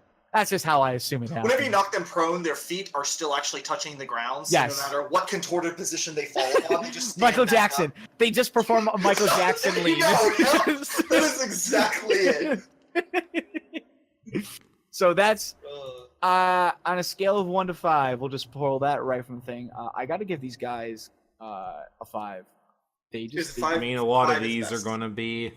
They're kind of designed to be pretty 5s. powerful. Some of them aren't, but a lot of them I'm are not- designed. Well, I mean, you have to be a minimum of insight rank 6 in order to enter these. So. No, you can go into them No. early. You just got to meet the prereqs. Yeah. Oh, I don't know why I thought you had to go through your full 5 first. The only, I mean, it's kind of silly too, because like if we really want to get down to it, like the requirements to get into Defender of the Wall are really easy because you have like 4 or 5 out of the requisites leveled up anyway. Yeah, You're not heavy weapons. You're Earth. You're not skimping on those. You're not skipping on Earth, and obviously Ahita's probably going to have high strength anyway. So, I mean, these are all requirements that you're generally going to go into regardless. They're not like really off the beaten path. Probably the only one might be defense, or depending on how you look at, or the Lore Shadowland. But again, that's not really going against anything a Berserker wall, a Defender on the Wall would do. So. Berserker on the wall. I think they're just a solid 5. I think they thematically fit. I think their conditionals are easy to meet. I think their abilities are strong. And the only one that's an conditional effect makes up for that fact by just saying, nah, you just can't explode anymore, which is potentially one of the most potent things you can do in this game, is explode. Yeah. And to be honest, it's one of those advanced schools that as a GM, I am almost tempted to say that there needs to be some significant Shadowlands, not just Taint, but specifically Shadowland adventuring happening, because to see the Crab Clan send one of their literal defenders of the wall to go take care of something at Winter Court, that just it wouldn't make any sense. Yeah, doesn't make any sense. So you definitely thematically should make this make sense for your. Yeah. What are your thoughts, Mao? I don't really have any. I've never gotten to play with them. I've never really looked at them too much. They're really as a good. whole. Everything you said, pretty much. Hey, that's absolutely fine. Then I think we'll just move on to the next one, which my favorite and one that I actually have personal experience with, which is Kenshin Zen from the Crane Clan. Essentially, Best one-on-one fighter. It is one of the de facto best one-on-one fighters. It will Which makes sense for a crane, right? It does. Although we'll get into this in a moment. I'll explain something that's kind of funny about it. It is just it essentially makes you duel better, which already has flaws. You duel better in a system where nobody wants to duel you already. because you're already dueling best. Because you're already dueling best. Yeah. Win more. It's win more. It's really what it is. So, I will say though, it has probably one of the best synergies. Because just like with a rank 5 Kakita, and its abilities, you don't know what they are, go watch our other video or look it up in the book. It does again build off of that in a lot of ways. So synergy wise, wonderful, but you are just kind of going into areas that you're pretty good at. I like it a lot. I think thematically it makes a sense because in order to get into the school in the first place, you actually have to defeat a current member of the Kenshin Zen in either to First Blood or possibly to death. It says the duel does not necessarily need to be to death, yes. but the candidate must win fairly. It also has to be a legal Ijitsu duel, which means it has to be You can't just walk up to them and say, "I'd like to duel you." Like, you actually have to have an insult thrown and a reason to have the duel to begin with. Yeah, which I mean, generally is really hard to argue for, because likely what it's more about is like you're potentially you're essentially taking a practice bout to see if they're going to accept you or not. It's really more of like an entrance exam more than anything else, because they only want to take people that are better than people already in their school. They don't want to take anybody that's less than. So every generation has to be better than the last. And that's the theory. So like you're essentially going there as an exam to get in, which I really like, because it fits with the theme of like what the Crane are, is that they are very legal bound. They are very honorable. Be better at Bushido and meditating. Yeah, masters of perfection. Masters, yep. They are always perfecting, and you can only get better if you keep perfecting. So, I think some of their abilities are really good. The first one's okay. Again, it works synergizes well. It only enhances what the Crane do already, or the Kikita do. The second rank, I think, it really is already. It is kind of kicking a horse when it's down, truth be told. More than anything else. But the rank 3 I love so much. This is the one I love because it's so good. There's only, I think, like 2 situations that I can think of where it loses its impact. And outside of those, though, it's great, because the moment you hit a target, just one swing, do one swing, hit the target, he is stunned until the beginning of your next turn. That's insanely good. It actually doesn't even say that you have to hit. It just says if you make only one attack this turn. Oh yeah, opponent you hit. Any opponent you hit. Yeah. Yeah, I was like, it doesn't say it only says you make one. I was like, wait a minute, it should say if you hit with an attack. But again, I guess that's just picking at wording. So yeah, ignore me. It's so good, so good. Man. Yeah. That's what are your situations when it's not good? We'll get into a moment. The crab defender on the wall doesn't care because he can immediately negate it. And both from his rank 3 from the advanced school, as well as just a Hitabushi rank 5 can also negate it on the round afterwards, because spending a void. Then being a void. The other one is actually the next school will be taught, or not the next one, but the one after the next one, which is the Lion's Pride. The rank 3 allows you to hit somebody before you hit them if they make a melee attack. Which means that you can bust out. You can always trade a 1-for-1 against that Kenshin Zen, and if you're a rank 5 Matsu Berserker, you can also cause your attack roll to explode the damage die, which will probably mutilate any Kenshin Zen who goes against them. Yeah, they're good. They're good measures, basically. Yeah, they're wonderful measures. You're never sad to have one. No, they just don't ever want to get caught alone by like 3 guys, essentially. Yeah, then you have a problem. You're gonna have to turn off one of your abilities and start making your 2 swings if you even got rank 4 of the Kikita Boot. Yeah, you've already delved deep into a school that's already suffered much.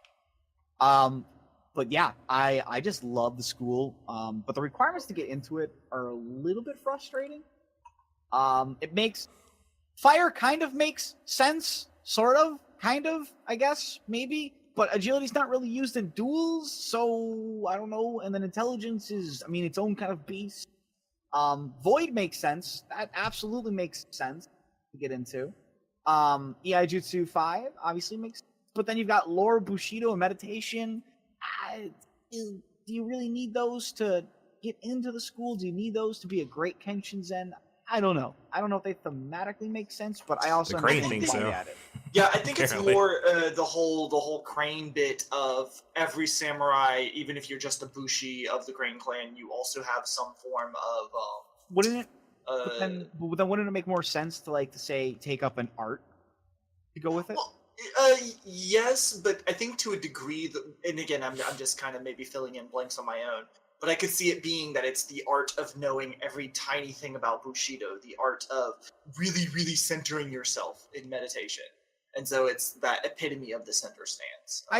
The meditation one I can get, but the Bushido one has never been really their thing. That's always been more of a lion thing, at least presented to us as stereotyped as they are. But like, if you wanted to slap on like, because I mean, Kakita himself not only was a lover of art, but his other art, murdering people in legal duels, or illegal. I mean, I guess whatever you can take, but As long as you're dueling, right? as long as you're dueling. But like the Bushido one does kind of feel like out of left field. I could understand if, like it said, like you had to take an art of some type, like art, poetry, art, ikebana, art, bonsai tree, art. I don't know. That's the artisan songwriting. school. That's what they gotta do. I know that's pretty much what the artisan school is. It kind of breaks it apart. But I could see them saying like you should take up a art form to make sense for like what it is. Perfection both on the field of battle as well as perfection in the beauty of life and itself, which might be done through an art form, which just makes sense to me. But I can understand why they do Lord Bushido 4 as well. I can get it. Apparently the description is that they were well known for their skill, speed, and dedication to Bushido. Yep, it is part of their description, so it makes sense. I just think overall, thematically for me, does so. But what the fuck do I know? Personally, I give them a 3 or 4, just if I were to rate them. I give them a 4. It's the second part, the second technique, just the dueling one. The dueling one is like that's like the part, and the requirements suck, but the rank 3 is just so good. The rank 3 is really what brings everything together. Yeah. The rank 1 is either hit or miss depending on if you got rank 5 or not, because you either get it for skirmishes or it's only going to really show up when you take up that one moment to center yourself in some skirmish or whenever you're. But if you get it with the rank 5, then the rank 1 becomes way better. But the rank 3 is really what makes the song. I feel like one of the other things to mention too. Granted, you can get into it by any of the Crane Clan schools, but chances are you're going to be doing the Kakita Bushi. Yeah. And to a degree, like again, if you don't have to enter them after, you can enter them whenever. I feel like it does kind of suffer too from the whole. If you go into it early, you're going to make it even longer for yourself to get 2 attacks as a Bushi school. I actually say, like, if you really want to be mean, just pick up Daidoji and then try to get into, it. That would be a mean thing to do to somebody. I got extra health, and I'm gonna stun you. Yeah. Oh no. Oh god. So yeah, that's that kind of format. So moving on, unless you guys have anything else to say on it. Nope. Got it. Oh. Dragon Advanced School Swordmasters. I actually like them a lot. I don't think they do anything again, like they kind of fall as like the actual Miyamoto Bushi school, but I actually really like them a lot. I just think they're really interesting to me. They gain a part of the rank 5 effect for for Shiva School. They can spend void points twice around. As long as they got Katani in their main hand. So you can't do it in like court unless you got your swords blazed. Yep. You always put your hands on them, like just put your hands on them like as you're crossing your arms. Just do that. Horribly insult someone. Yes. You have to have both, so you gotta have both. That would be awkward standing there holding. You can just put it like you could just like rest your arms on them and like have your hands touch them. Maybe could you count that? No, it says in your hand. Oh, what if I'm just holding the sheaths of them? Like, what if I'm just doing that? Those are in my hand. But What if they've been stabbed through my hand? Then again, though, and it just says a katana and wakizashi, so you just walk forward for an enemy to hit you and then just never take them out again. Yeah, there you go. There you go. All these loopholes just to get the bonus of spending 2 void points. But then again, what court is allowing you to stand there with your weapons? I know, right? No, What having your hands on them? Like, could you please give me those swords? No, I like. Let me rephrase this. Give me your swords, or there's going to be a problem. It's really I'm gonna put my hands on both my swords, and I would like to make an etiquette roll to keep my swords on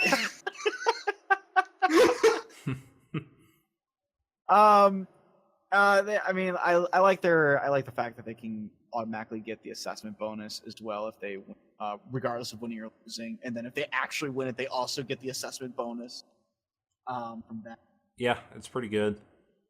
And then the last rank is probably any Hida. Pushes them into more DPS territory. It helps mitigate their piss poor DPS that the Miyamoto Bushi school has.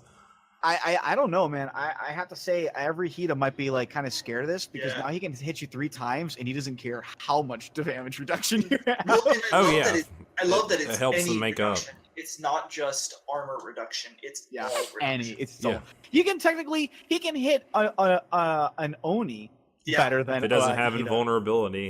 Yeah, as long as he doesn't have invulnerability or if he's got a weapon that can bypass it, he doesn't care. Yep. Does not care at all. I mean, they're pretty cool. I mean, they're like the Miyamoto is to the Kakita. It's the same thing here. They're kind of like the other Kenjinsen because the rank 2 is the dueling one. But they're more DPS focused rather than mezzing. That's like the difference. That really is the difference. I mean, getting into their school actually makes sense. The fire rank enhances. Fire just kind of makes sense. They've always been kind of a bit of an agility base. I mean, every melee guy is, but it only makes what they do already really good. It benefits other ranks from the Miyamoto Bushi. The Void makes more sense because, again, they're also got dueling stuff on. Yeah, Kenjutsu makes sense. And then Lore Theology, I think, is the only thing that kind of stands out. They're dragon. They're dragon, yeah. It's like, oh, they're dragon.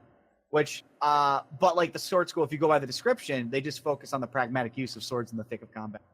I don't think Lore Theology focuses on that. And if we're going to go by like the example of like, the Kenshin Zen have a lot of focus, are like very loyal and understanding of Bushido and whatnot, you would think that would fall on the same line here, but they're just dragon.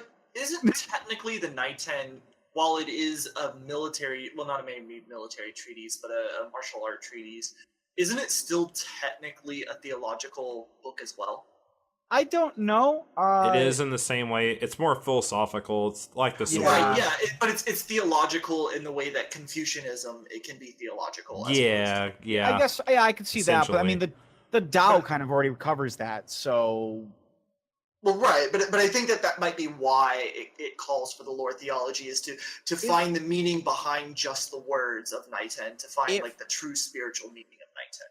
If we were gonna pull from Naiten and we're gonna really focus on like where it pulls heavily from Musashi's own book, right? And in his own treatise, it's not really theological in any sense. It really just talks about like the practicality of weapon fighting, the practicality of weapon killing and whatnot, and it goes into like how to better serve one's lord and stuff, but it never really talks about the heaven, so to speak, or anything like that. It's not very.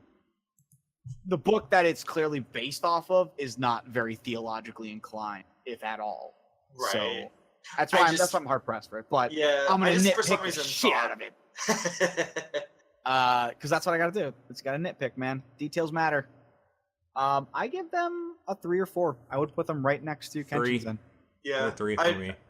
I give them a 4. I think that they're more have a wider base and a more common practicality than the Kinshinsen does. Yep, I think their abilities are probably going to come more into play as well. Next one up is the Lion's Pride, Lion Advanced School.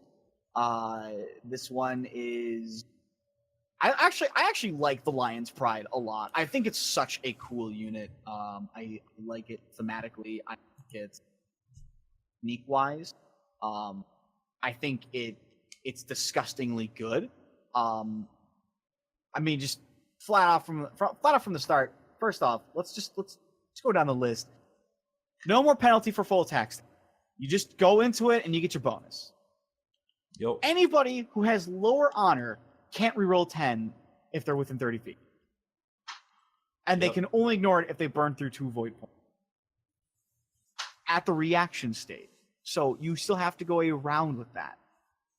And then, as I described earlier, if they happen to go first before you and they take a swing at you, you can spend a void to punch them before they punch you. These are really good. Which is usually good if you're a Matsu. Yeah. Really good. And I mean, so bouncing off of their rank 2, you have to stay a minimum of honor rank 6. If you drop below, you're kicked out of the Lion's Pride.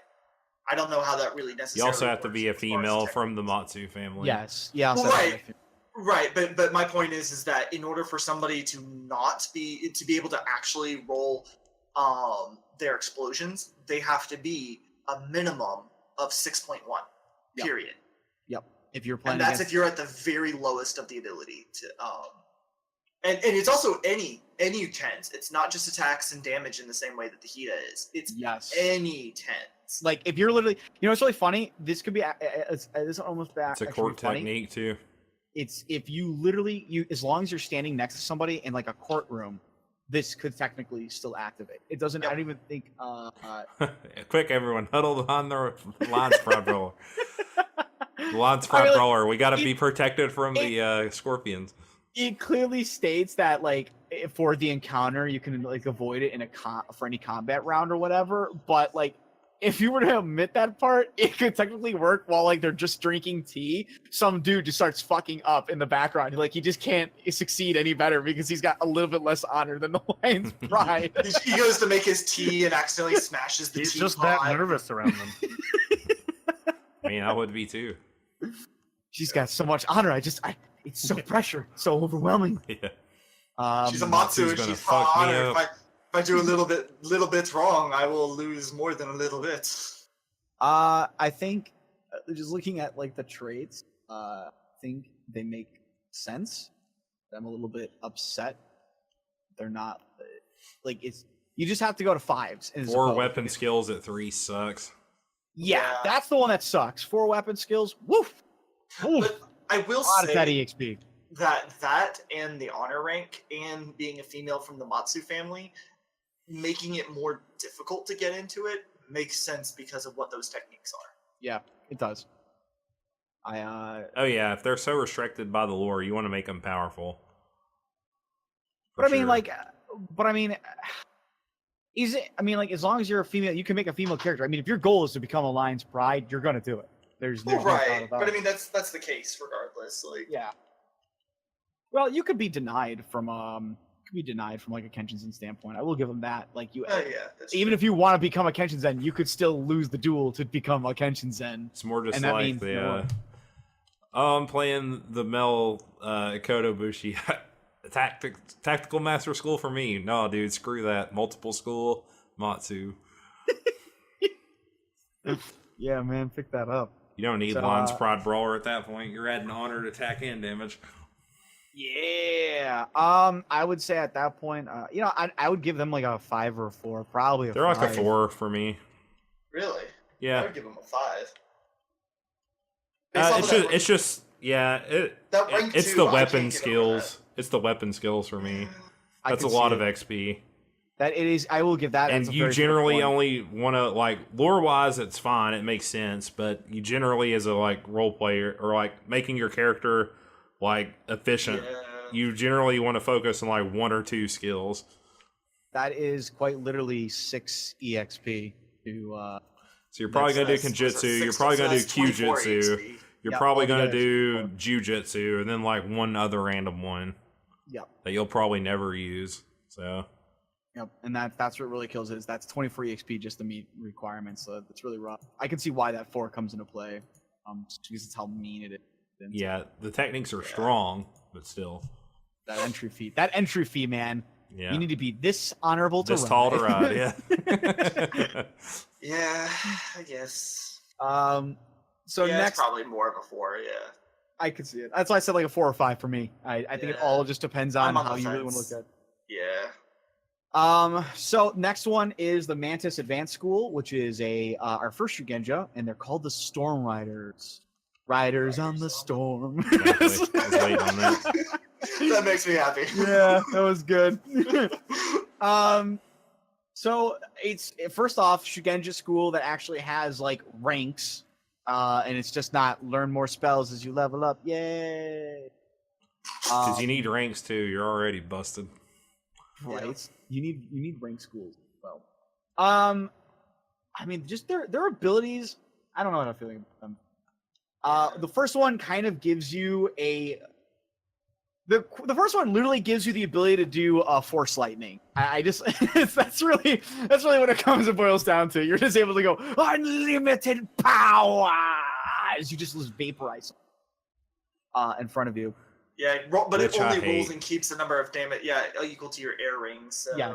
Oh, you I can just- expend spell slots. to I'll increase- wait for what the Moshi became. Yeah. Yeah, unfortunately. And the or go ahead, continue. I think the only downside to this is that it doesn't actually rank. It doesn't actually increase your Shugenja school rank.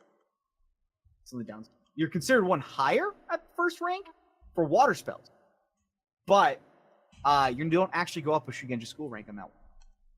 Are you sure? Yeah, it says it right there. Because the second rank, as we're going to go right into, states that your Shugenja school rank increases by 1, and your water rank is considered 2 ranks higher for the purposes of determining how many spells you can do today. Gotcha. So, yeah, this seems to be a thing. They never really talk about it, but Does that Yeah, does that that's stack? weird. So is that technically the 3 ranks higher? no, it's your tech. Yeah, no, I think it might actually stack. It might be. Yeah, because of the rank 3 says Yeah. your is 1 Yep. more for the purpose of casting water Yeah, spells. So I you're think- essentially 4 ranks higher for water. By the time I think by the time you get to Yeah. because rank 3, again, your school rank goes up 1 higher for the purposes of water spells, and then you can. I don't understand this. You can gain immunity to all spells possessing thunder for 3 rounds, but it only affects mastery level 3 or lower. Way How to many go! You spells- can fight other Moshi. Yeah, I was gonna say, like, how many spells come into this game that are like thunder based? I will say, tangentially, but there, I almost always take Blood of Osana Woe It's a good because I love that advantage, and this is kind of giving you a slightly better version of that for a Void Point. Yeah. But it's also a rank. It's a rank 3 advanced It's a skill technique. capstone, right? Yeah. So that makes it feel weak. Yeah, it's incredibly crappy. You may as well not even go into it. Just level up your basic. But I mean, at that point too, you're casting all waters at 4 ranks higher. So You're just like, you're just powerful on your merits as a strong water Shugenja at that point. It's less You're what casting- your skull does. You're casting at a Roll. rank 12 if you went through all 5. So think about those Roll is healings. crap. You Yeah, are those healings. Those heals would be potent. The entry into it is actually this is both disgustingly mean and yet like not. You have to have air 3, fire 3, and then water 5. Like But water. to be honest though, like usually by this point, you're probably That's gonna have true. air 3 and 5-3. Yeah. And waters, if that's what you're building towards, you're going to be casting a lot of water, so you're probably going to be building that high anyway. Yeah, I'm kind of like this feels so it's so weird because you're already going that way anyway. Like there's But- nothing out of your way for this. But well, there is though. Again, if you're building for it, you're going to build for this to begin with.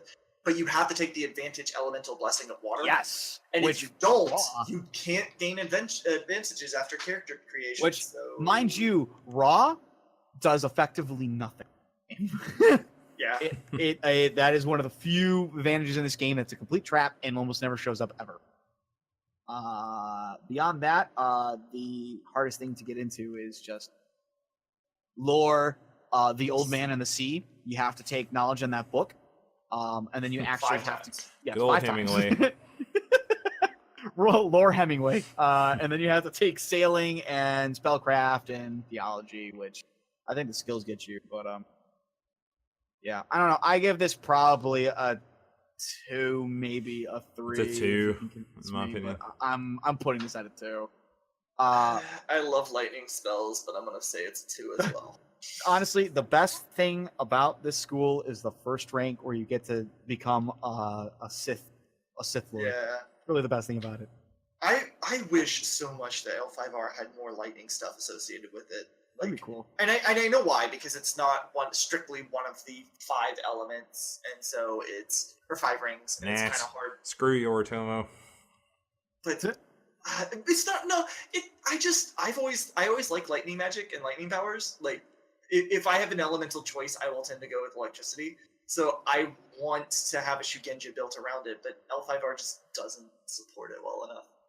Pretty cool.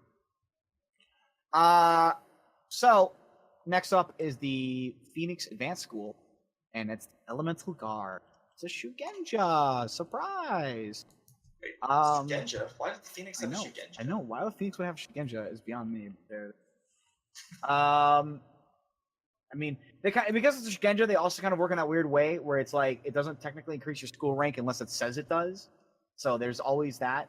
But all of them say it. I mean, yeah, they all do. So there you go. You're not. Yeah. I mean, like it doesn't really matter. Well, for not always, because it says for the purpose of casting of your chosen. Oh, you're element. right. Yeah, you're right. Of your chosen element. You can. I mean, like the spending the void point as freely just add like twice your rank of your chosen ring to your armor TN. Like at this level, in order to just get into this, your chosen ring has to be 6. So you can spend a void point to just add plus 12 to your armor, just right there on the spot, and then it lasts as many levels as your Shugenja school rank is. Yeah, So, would be kind of meh if not for the last part. Yeah. It's like, okay, so I get 2 more TN than anyone else. Okay, that's Yeah, not and then super you- exciting, but it's sticking around. And the RP effect that it's like your elements Yes! swirling around you is the coolest Yeah. part. But That's the it coolest wouldn't part. just be 2 to your TN. It's twice your rank in your chosen ring, so that's a minimum of 12 to it. Yeah, when everyone else gets 10 by spending a void point. So it's a 2. You get an advantage of 2 over the other person. but this is on top of that 10. That 10. Yeah. Yeah, Oh, this what? is a technique. This is a technique of a school. So this is school technique that's not limited. Oh, by- yeah, if you want to spend 2 void Yeah. points, sure. Yeah. Yeah. I get what you're saying though. Like if you had a choice, this is one. But like if you're gonna spend a void point, then I thought you were saying it was 1 void point and you get both. I was like, no. No, That would- no. that would Sorry. be so Yeah. broken. Yeah. Yeah, it's pretty good. But I The do second- love the visible effect. That is so nice. And from a The flavor second standpoint. rank is pretty much essentially what the same one was for the Storm Rider. It's just you can, your chosen ring is like your Shugenja school goes up, your chosen ring you can consider 2 ranks higher for purposes of spell slot. Yay. Sweet. Cool, I guess. Nothing really much there. And then yeah. The last rank is neat. I guess. I mean, spells as a simple action are good. It's good, but you are under a certain level to do them. You have to be 3 or lower. No, It is 3 or up- greater. Oh, 3 or greater. Oh, Yeah. that changes it. Never mind. It's amazing. It's great. Yeah. It's wonderful. Yeah, it's really good. I changed my mind. I thought that said 3 or lower. I was like, it's not really that great. You can already kind of cast those, no problem. Wow. Okay, this is really good. And Yeah. number of times per day. They're equals your point a rate. flat 5. Like they might arguably be better just because Shugenja are so powerful. Yeah. But on their So own fun. merits, 5. they're not really. But then the Hito one, but like So here's an interesting. like a rank 8 Asala Elemental Guard would probably wipe the floor with a rank 8 Defender of the Wall. Depending, I depends would on the agree. circumstances, but just Well, because but again, Shugenja just- are so powerful. Yeah, I was gonna say Shugenja in general probably is gonna be able to do that because They're magic. very potent Yeah. in the ability to cast. The ability to cast is a simple action, like with a single simple action. You can just do that twice in a round. Holy crap! That Yeah, could be a very nasty spell. To I double 10k10 you as yeah. if I were. So here's one thing that's interesting to note, though, based off of the flavor of it. It says that the priests join one of the units of the Elemental Guard, 4 separate schools that focus on each of the 4 main elements. So you can't really join it if you're Ishiken, can you? For Void. Not that you necessarily would. I don't but- think. Actually, you know what? That's kind of true. Like, But it doesn't lore-wise, specifically say you can't either, though. That's just a lore. I actually kind of I don't understand what know. you're saying. Yeah, Yeah. I don't know. I guess that would really depend on like if you want to Probably say that GM there is ruling. Yeah, it'd be probably Yeah. GM call on it. But by Raw, It's probably technically- super rare if But by Raw, exists it's if both, exists at because, all. yeah, Because the specifically states that they only it's one of the 4 main elements. yep. So And Void is not considered one of the 4 main elements. So, yeah, I would say a flat 5 just because of Shugenja and then the ability to cast a simple spell. It's really good. yeah, so nice. Next one up is the Scorpion Advanced School. Scorpion Boo, Instigator. boo. Yeah, this is Can I make a point here right from the start? I don't even need to look at the techniques. You can just look at the requirements to get into this damn Oh thing. god, yeah. Jesus Christ! Do Awareness 5, Blackmail you know intelligence what- poor 5. individuals. I feel it's hard. I feel it'd be 40 or easier 6. just to write up my resume and just give it to like a company than to get into this bloody thing. And on top of that, you must possess at least one dark secret and divulge that to your sensei upon joining. Yes. You're better off just going into another ninja school. It's Possum Kingdom. It's also got some of the most broken skills, I think, as well. They're just disgustingly strong, and they absolutely outshine some other schools, or are a better version of other schools as well. I mean, like the first one, you just literally get a bonus to your roll of XK0 based on the difference between your honor and theirs. It doesn't care which way it is; it just cares that there's a difference. So the As long as it's farther, good. Yep. farther you are away from them, the better it is. That's all that matters. You know He what? is Junshin. I was gonna say that technically means if you are really high honor. Yes. If you're really high honor, you would actually be really good against people who are really low honor. It doesn't care which direction it goes. So that's so fucking good. Excuse my language. But I mean, at maximum though, you're probably not going to be seeing anything that's like you're probably only going to be seeing like a +1 or a +2 in practicality, maybe a 3.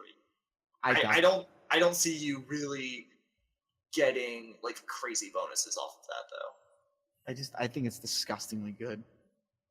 I mean, you play against let's say if you even take just a base like school of like a scorpion and like say versus a crane, that's a 4 right there. That's 4. Is it 4? Because what does the crane start at? Crane started 6.5. Well, some of them Okay. do. Like Okay. the Ibushi does. I'm sure the core tier likely starts 5.2. And like Scorpion start at like 2.5. Yeah, I didn't realize they could start that high. So Lion started at 6.5 as well, I think. Yeah, no one starts above 6. Yeah. And then like the second rank, A lot better. you lie, super gooder. Super gooder. +3, keep 3 to all yeah. rolls to conceal your falsehood Yep. Instead of a 1, keep 1. when you spend a void. Yep. You just Got immediately that become... combined with that depths of dishonor. Yeah, if they stack. They stack. So you're not losing, is to put that into frame. And then the last one is just like this, I guess actually goes back to like a skill of the blackmail, but it's pretty mean. Like you can just quite literally force somebody you either force somebody to do what you say or lose 4 points of honor. But you have to spend 10 minutes conversing and spend a void point. Yeah. That's Yeah. complex, I just actually, don't. so I don't like techniques like this personally. I think these are really mean. They're always really, at least in like the PvP games, yeah, stuff where I would- you're making people lose honor and glory and stuff. It never goes No, well. it doesn't. This out of school character. is okay if you're playing like a whole team of scorpions and you're specifically playing a very intrigue heavy game. Awesome. Otherwise, I agree. This is one that just wrecks all. Or a high-ranking antagonist Yeah, in a high-ranking just, game. It feels like it can wreck all semblance of order at a table. It will. I will guarantee you this will wreck all sort of semblance. Because I mean that ability in itself is a social skill roll, which means again it just immediately activates your first rank. Yep. It's disgustingly strong, and those requirements in my eyes do not justify it at all. Awareness 5, intelligence 5, perception 3. Well, you're not going to fail at the perception 3. That's going to be up right from the get. These skills, courtier, etiquette, sincerity, you're not going to fail on those either. The only thing that might screw you over is you just don't have a dark secret that you can divulge. Yeah. That's the No only Possum Kingdom for still. you. Yeah, pretty much. Well, So and then furthermore too, like when you get their blackmail, a lot of time blackmail, like it's just not. A lot of times it's not like totally career breaking blackmail. It's just kind of like, oh, I saw you holding hands from Yeah. with Matsu. maybe a minor breach of etiquette, and so the whole as long as its consequences are not worse than revealing the blackmail, Wait, then it has hold to take back. the action. Back up. Minor breach of etiquette for holding hands. I'll have you know that's one of the lewdest things you could possibly do anywhere in the world. Honestly. No, I meant that is having a minor breach of etiquette, not calling that a minor breach of catastrophic breach of etiquette. blasphemous even. Blasphemous. May as well be put to the axe. But if you win the roll, it says so long as the action is not life-threatening and its consequences are not worse than revealing the blackmail, then they must do the action or lose the honor. Yep. So there's a chance that they may say just reveal the blackmail because it's cheaper honor loss than 4 points. I was gonna say it's probably just a better honor loss. Yeah, to be honest, it's rank 3 really feels like it feels pretty weak to me. Like I feel like its rank 2 is a better capstone than its rank 3. Yeah. I guess I'm gonna give it a 5. It's disgustingly good. I just hate it, and I think it's dumb and stupid. I'm only gonna give it a 3, to be honest. Yeah, I'm like a 3 too, just because it's core tier. But it's core tier, and everything that you're gaining the bonuses on, the amount of points you have to invest to even get in here, you're already winning. You know what? That is a good argument, and I might have jumped the gun. I'll say a 4, but only because of the fact that even with those requirements, you do what you do to such a disgustingly good degree. There's really not anybody who can take that on. It's a 5 at pissing off your group, though. Oh yeah, definitely 5 at pissing off the group. So next one, Spider Advanced School is the Obsidian Warrior. That's right. Yeah. This is actually, we've seen this before. We've seen this. It's really good. Hate this You class. essentially your maximum raises are no longer limited. Anybody that's within 30 feet of you, Any skill. Well, not any skill. Your maximum raises are no longer limited anyway. Yeah. No, I meant for the second one. You have great potential in everything. Yep, great potential in everything. Just it's immediately good on that. I mean, the ability to reduce your opponent's rolls, both on their combat and damage. So even if they succeed on their penalized combat roll to hit you, they're going to also take a penalty to the damage roll. Is mean, and then they either have to spend a void point to ignore it for that round or suffer the consequence. Yep. The only limiting thing is that weight plus your taint rate. Yes. And the only thing that matters is that you're 30 feet range. So if you can get outside of that range, well, then you just prepare. But melee wise, just keep firing arrows at them. Yeah, right. Just pepper them with arrows. Yeah, we saw how well that worked, right? All right. The third one is okay. You roll. It's okay for the first part. The second part is what makes it really good. You roll extra unkept dice equal to your strength rank plus your taint rank. So essentially, you double your strength and then add in your taint rank whenever you're rolling an intimidation or fear effect. When resisting an intimidation or fear effect, but you also get to add it to any damage rolls you make with a melee weapon. So. Mm-hmm. And considering the fact that in order to get in, you have to have no earth or no strength whatsoever, you could just get 0 strength. Well, and I was going to say, the hardest part about getting into this is you must survive a skirmish with an Obsidian. You technically have to be tainted.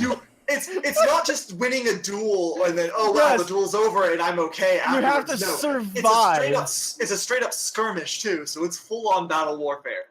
And you got to survive. Raise up your defense. That's the only thing I think of. Just raise up defense. I think... It doesn't say you have to win. It just says you have to survive. I mean, there's got to be a point that tires out. Yeah. I tap out. I'm done. I'm no longer in the skirmish. I'm not fighting no more. I survived. Stab. I still survived it before dying. I still survived. I get the junior ranks. Skirmish over. I mean, their entry is not bad. They have fine traits. They have for some reason Iaijutsu. Yeah, I don't know why they have Iaijutsu in there. I don't know why that's there at all. Should probably be any one weapon skill. Yeah. But it's there. I mean, that's the one that's really weird. But I mean, reflexes, agility, those all make motivation. Trio makes sense. Yeah. I'm on the fence of a 4 or a 5 for this. Yeah. They're like they're in between. I'm gonna put them at a 4. I'm just gonna put them at a 4. Yeah, I'd probably lean there too. Mostly because of that entry of having to. For me, Yeah, it's the unfortunate because of survival in the AI-Jutsu just really throw me off. That's Yeah. really what. It's hard to do anything. So, I think the last one, for the night and the last clan of all is the Unicorn Advanced School, the White Guard. For an elite force Kill the Shadowlands. that murders. You also have to be a devout follower of the Lords of Death. But you don't have to if it's before a certain. But everybody afterwards, you have to be a devout follower. This is pretty much theology skill the game. Literally all their abilities just scale off the theology.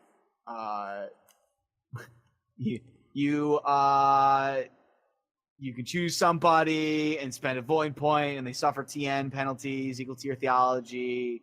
You ignore wound levels double to your theology. You can spend a void point to add your theology. Man, Shinsei should join the White Guard. I mean, this is theology the game. That's really what it is. It's just everything you do is based around theology, which you should have at least 5 of if you're trying to get into this school, because that's a requirement.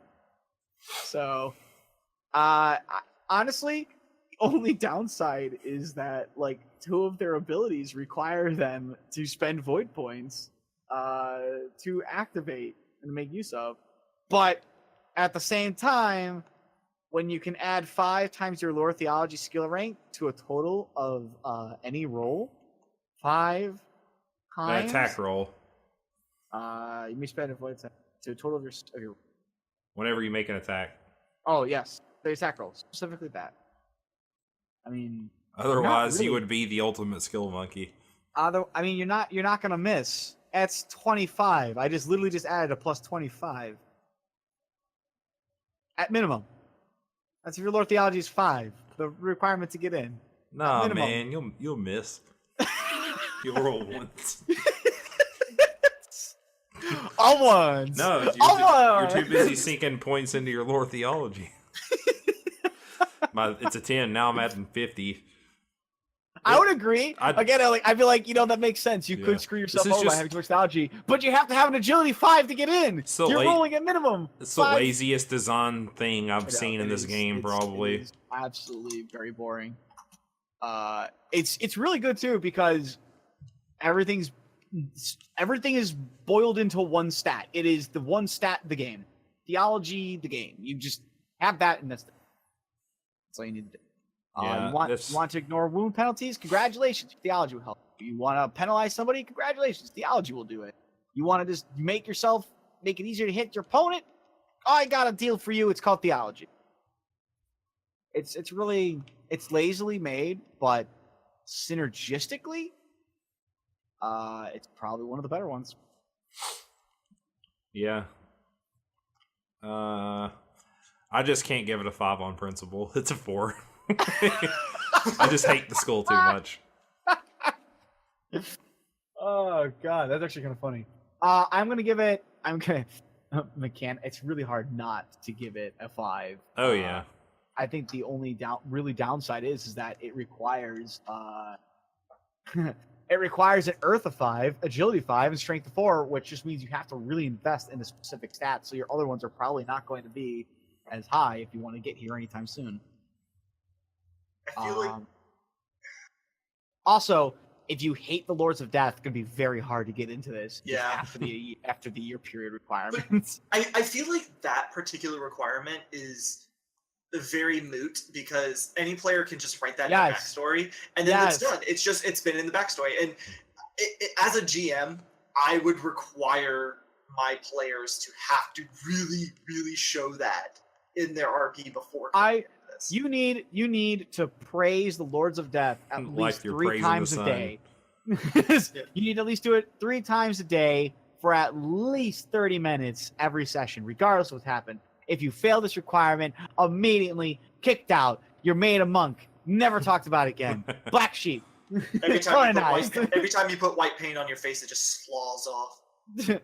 So, I'm gonna say I'm not gonna do it out of principle, but I'm gonna say a 4, only because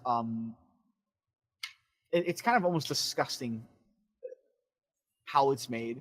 I feel it's kind of a bit lazy. It works thematically, but it's a very lazy design.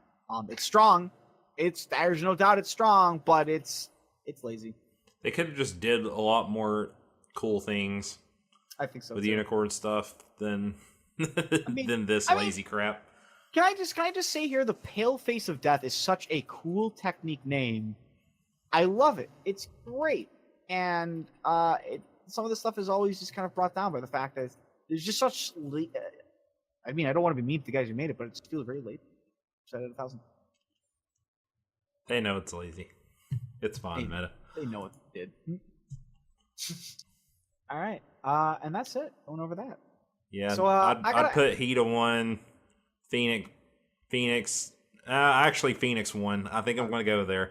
Phoenix 1, Heat a 2, yeah, and then Obsidian Warriors 3. I think, yeah, probably Obsidian Warrior. I think I agree with you. I'd be hard pressed to disagree. I want to put Kenshin Zen at 3 for myself, just because I think in any circumstance when you get stunned, Oh yeah, they're always good. Out of the 2 circumstances, that stun literally decides the fight. That's literally how it is. It decides the fight. And with that in my hand, I think it's 3 tied with the Lion Matsu Pride, because yeah. Although that Obsidian Warrior, oof, I'm gonna put them all at 3. I'm just gonna put them all at 3. Obsidian Warrior makes it for a great villain. Oh Let me tell God, you. yes. It's really. But then again, that's the spider in general and the scorpion. Spider stole the scorpion shtick. Yep. So yeah. What is your guys' favorite? Just really quickly, what's your favorite one? I think I'm gonna surprise everybody. Mine is actually the Defender of the Wall. Wow, I would have never guessed. I think Obsidian Warrior is probably my favorite. I can see it. Obsidian likes Obsidian. Yeah, there you go. Pun unintentional. Yeah. It wasn't even a pun. I think the obvious is for me. I really enjoy the Kenshin Zen, but it's really just for the stun. I'm a whore for that bad boy. Meta likes playing the support Mez control. I do. Every game, honestly, so like I had so much fun. Sense. That was so much fun playing that for the time that I got to play it. That was just a joy and a half. It's like, you guys need something locked down? Is there any way I can help? How can I help? Well, this dude's giving us problems. I'll stun him for you. Hold on, I'll be right back. Honestly, in that one game, Meta made such a great anvil for Tetsuo's hammer. Oh, it was good. It was good, yeah. Stunning them, and then everybody just got to wail on that dude because he had no defense. It's really no good. defenses, so call your raises. Just straight up out of a forge, man. Anvil and hammer. Read all about it. Invest into damage raises. I like Arm and Hammer baking soda personally, but that's just me. All right, Tets. No. It's your turn. What's your topic? Well, so specifically talking about some of those classes and how nasty they can be. Particularly the Scorpion, and how much it can break a table's synergy and just general peace. I wanted to ask you guys what all pieces of gamer etiquette at the table are, I guess, kind of a twofold. Ones that you say that absolutely need to be pointed out and followed and observed, and then ones that just utterly piss you off when you see happen and just should never be done but still happen. Oh, I got one. Oh, go ahead. And I got a story, but now I'll let everyone else go first. I like going last. I guess I'll take this grenade as well. I'll start off. Gamer etiquette that I like, gamer etiquette that I don't like. You know what? I hate, and this is just me, I hate people who are late joining the game. This literally, I don't know why this frustrates me so much, but if you're going to say you're going to be there at some time, you should be there at that time. You're holding up to potentially 3, 4, or even more players. And usually you know that you're not going to make it on time, and you can Yeah. at least not let somebody know. Yeah, you can easily let somebody else know and let them know ahead of time, but it frustrates me to no end that happens. And it's, you know what, it's even just a normal life thing in general. Being late somewhere is just the other thing I also hate is when people pull out their fucking phones. If you're not pulling out your phone to look up a spell or a rule, why do you have it out? Why are you looking at Because that? I'm not To play involved in the battle- scene. Ugh. God, That'll get to mine. Oh god, hate- I'll get to mine in a that's- second. I hate that statement so much. I'm not involved here, so therefore I don't have to pay attention. No, you are wrong. That is not true. You can be as involved as you proactively put yourself to be into the scene. Don't look at the phone. I mean, sometimes people literally split the party. Yeah, that's true. Sometimes people will split the party. If that happens, I can understand a little bit more. But I mean, that's an exception to the rule, not the norm. I mean, It's more when even like, then- But you all also right, have the to- captain of the guard is lecturing everybody about what they need to do for the king, and then like the whole party's there in a scene, and then like one person's like not paying attention. yeah, But even with the split the party thing, you need to be paying attention for when the spotlight turns back to your group of the party. Like, yeah. you don't want people to go, hey, come on. You know, like you should be paying attention and knowing what you're gonna do.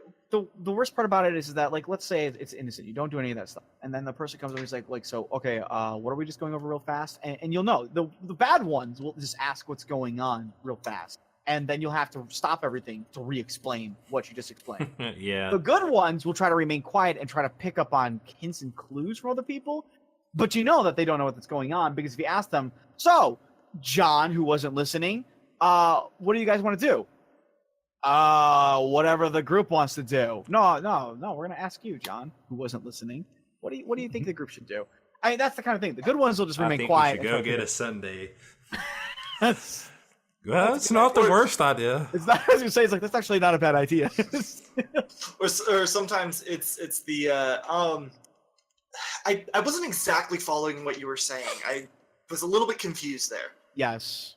Can you just explain it again? Like, can you try explaining it to me? I'm just not understanding it. And I'm Like not what's going on, but it's a I for some reason yeah, the and English you it's- were speaking sounded more like Spanish to me. So I don't know why it happened. I suddenly just couldn't hear anything anymore. My just hearing turned off. I don't know.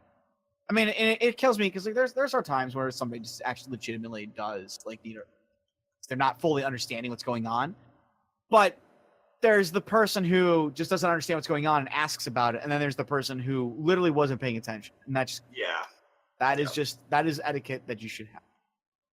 On a deeper note, the last one that kind of gets me, and this is gonna be a half and half. Somebody who either complains that their character doesn't do enough and then doesn't jump into the spotlight or try to be proactive in putting their character out there, and then complains that nothing ever happens with them. And then the opposite of that, which is the character or the person who is always attempting to pull the spotlight to them That's by mine. doing some of the most silly thing. Or mine's a more specific example of it, but go on. I'll get them on next. That's really what it is. It's like everybody will talking about like, okay, so we need to take out these trolls that are going to be attacking this village. What supplies do we have? And then like this one person's like, my character's over here and he's just picking some flowers. And it's like, What? thank you, I guess, for that knowledge. He's like, and I'm going to give it to like the small children and whatnot because I want them to be like feel safe and comforted before the fight. And I'm like, we're not focusing on that right now. Your three allies over here are trying to create a battle plan. Perhaps you would like to join them at the table. I will admit, I have been that guy, but not so much that I'm trying to dodge things as much as I want to paint a bigger picture. But if only one person's trying to paint the bigger picture, then it becomes pulling the spotlight to their character. And yeah. It really that does kill me because I'm like, the spotlight is clearly not on you, and the way you tried to bring your character, you didn't try to bring your character into the spotlight to share it with somebody. You tried to like tell the guy who's working at things, he's like, hey buddy, over here, bring it to me. Yeah, that's true. That's what frustrates me. It's one thing to say, I pick the flowers and give it to the kids, and then walk over and then start planning. Yeah, it's another thing. Yeah. It's not like somebody's asking like, well, what are you doing because you aren't contributing. He's like, well, I'm just picking flowers, but if you guys call me over, I'll come over. That's like the different thing. It's like you were just standing aside. That I can get more. But that was not being intrusive, so that's fine. Yeah. Yeah. But yeah, those are the three things that I really hate a lot. Those are just gamer etiquette things that they can fix so much. Just fix so much. Be on time. Don't try to hog the spotlight, and don't complain about you're not getting the spotlight when you don't attempt to actively get into that said spotlight. And stop looking at your bloody phones. Seriously, you're there to game. But yeah, those are my You're there to three pirate points. the movie. I'm there to pirate the movie. I'm just using your I'm Wi-Fi sorry, so I can download. Can somebody catch me up as to You're what with your Meta's hoodie. things were? I swear to God, that's I'll say some good stuff that I like is more just I think like the best tabletop etiquette you can do is embrace the collaborative nature of the game and like yes.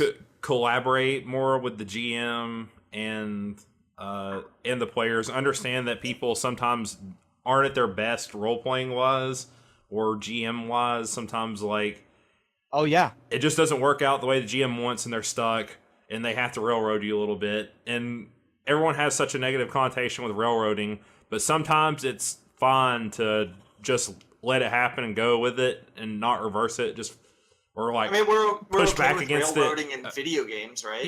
Yeah. We're pushed back at like be abrasive about it. I mean, it's fine to not like it. No one wants to like have like be railroaded constantly, but like sometimes like the game just calls for it, and I think like like recognizing when that is and just letting it happen and not making a stink about it, like Yeah. is a general thing, and it's that way for anything. I'm just using railroading as an example. Well, to build on that, it's also don't be afraid to build on things that other people are saying for your character. Like, first off, Yeah. let me qualify the statement. It is not cool at all to dictate ever what somebody else's character is doing, ever. But if somebody were to make a suggestion of something your character is doing, or as some aspect of the scene that is directly should be, they're making a suggestion, don't be afraid to play with that. That's embracing the collaborative. They can't control your character, but don't be afraid to go, oh yeah, that he could be doing that, and and Yeah. Yeah, exactly. So yeah, that all kind of falls under that embrace the collaborative nature, like you just said. The things I hate is kind of one thing Meta said is just the people who are constantly complaining and negative, especially when something bad happens, like they lose a fight or they get a bad roll, and when you make a scene or a stink about it at the table, it always every single time makes it really awkward for everyone else playing. It does. It's really uncomfortable. It makes you look like an idiot, for lack of a better term. And I mean, it's one thing to go to have a massive role that everything hinges on, and you feel like, damn it, it's okay to curse or get upset, but in then the moment 30 and let it pass. minutes later, you're still complaining about it. It's when you step up from the table and have a big hissy fit and argue with the GM, then you don't contribute for the rest of the night to the game really, and just sit there and pout. It's okay, now you're just making it all about you outside of the game. That's never cool to do, and I've seen it happen a lot. And two is inserting yourself into other people's scenes, which has happened to me. One time in particular, we were playing the Song of Ice and Fire role-playing game, which is Game of Thrones. My character was a wildling guy. His backstory was that basically he'd been essentially charmed by an other or something. So he was in love with an other, which is these fey demon things that aren't even really human. So he basically had a confrontation by himself with that character in his backstory, and someone else basically, and there's even a part in the game where it's you can spend a fate point to put yourself into a scene and have the GM do it, but this player didn't even do that. She just was I gotta come in now because I somehow know you're in here with this thing and I'm metagaming, and oh god, it's another. I gotta attack it because you can't be doing this scene with your backstory thing.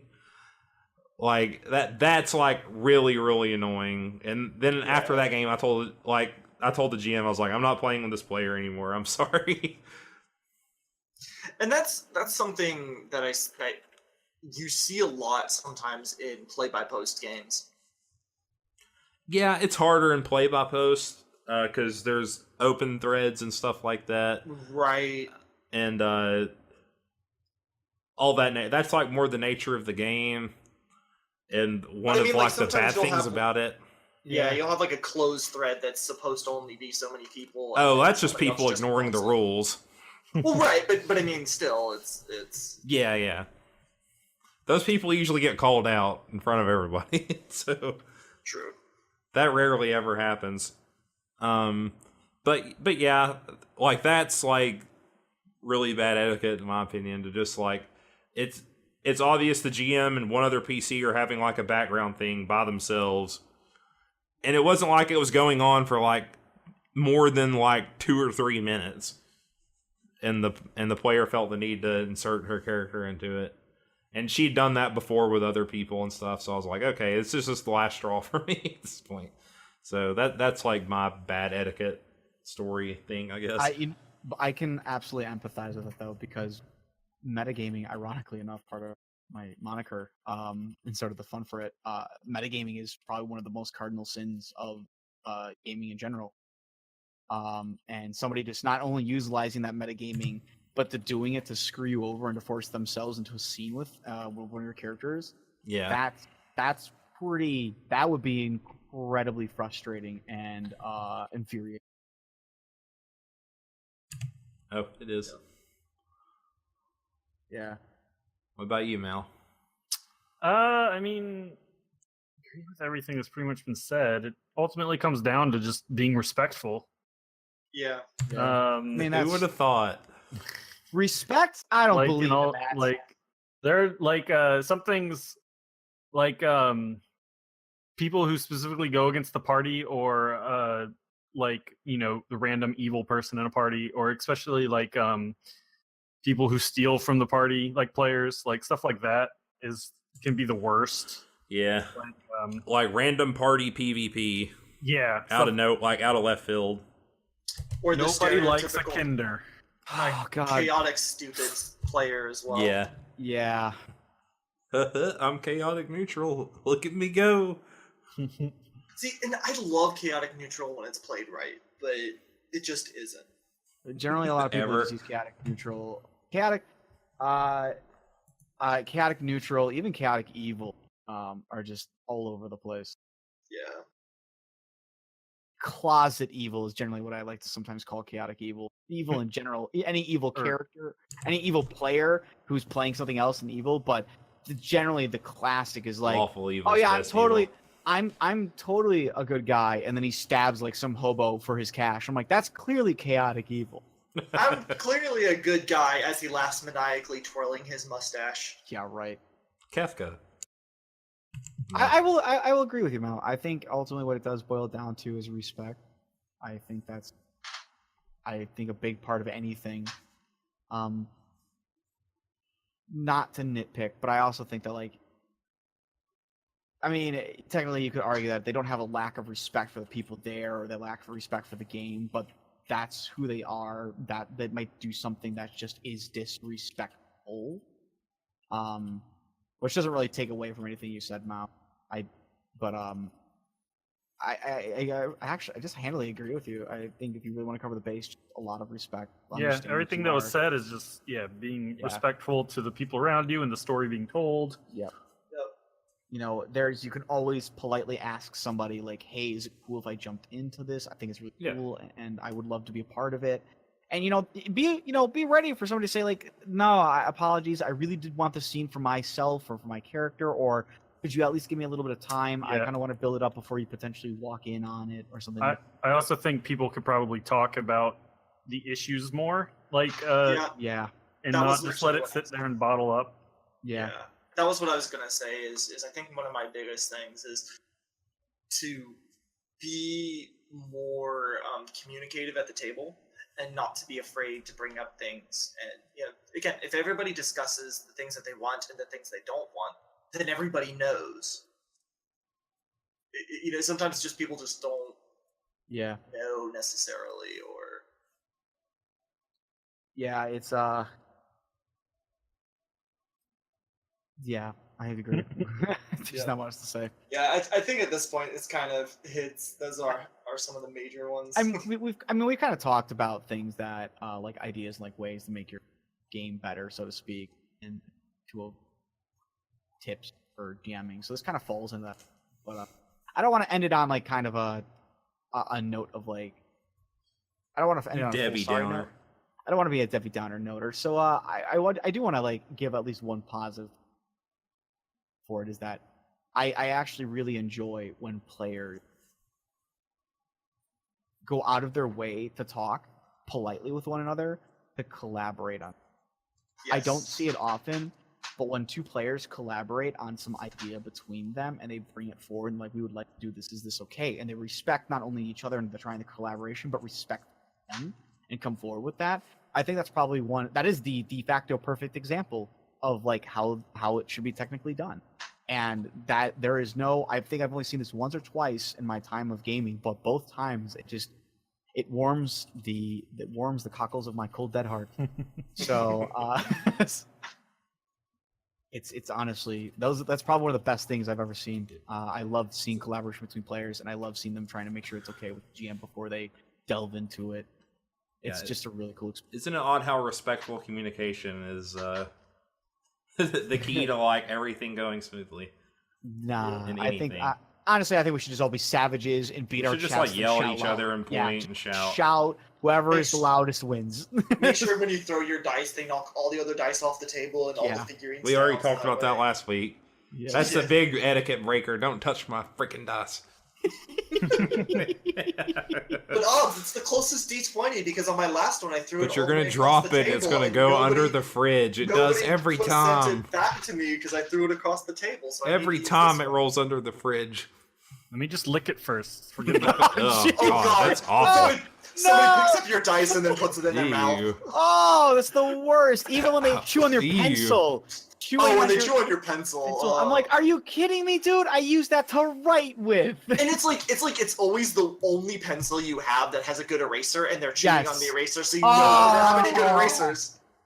That's gross too. That is Oh. grounds for execution on the spot, Your Honor. That's why as a GM, I had to write do it.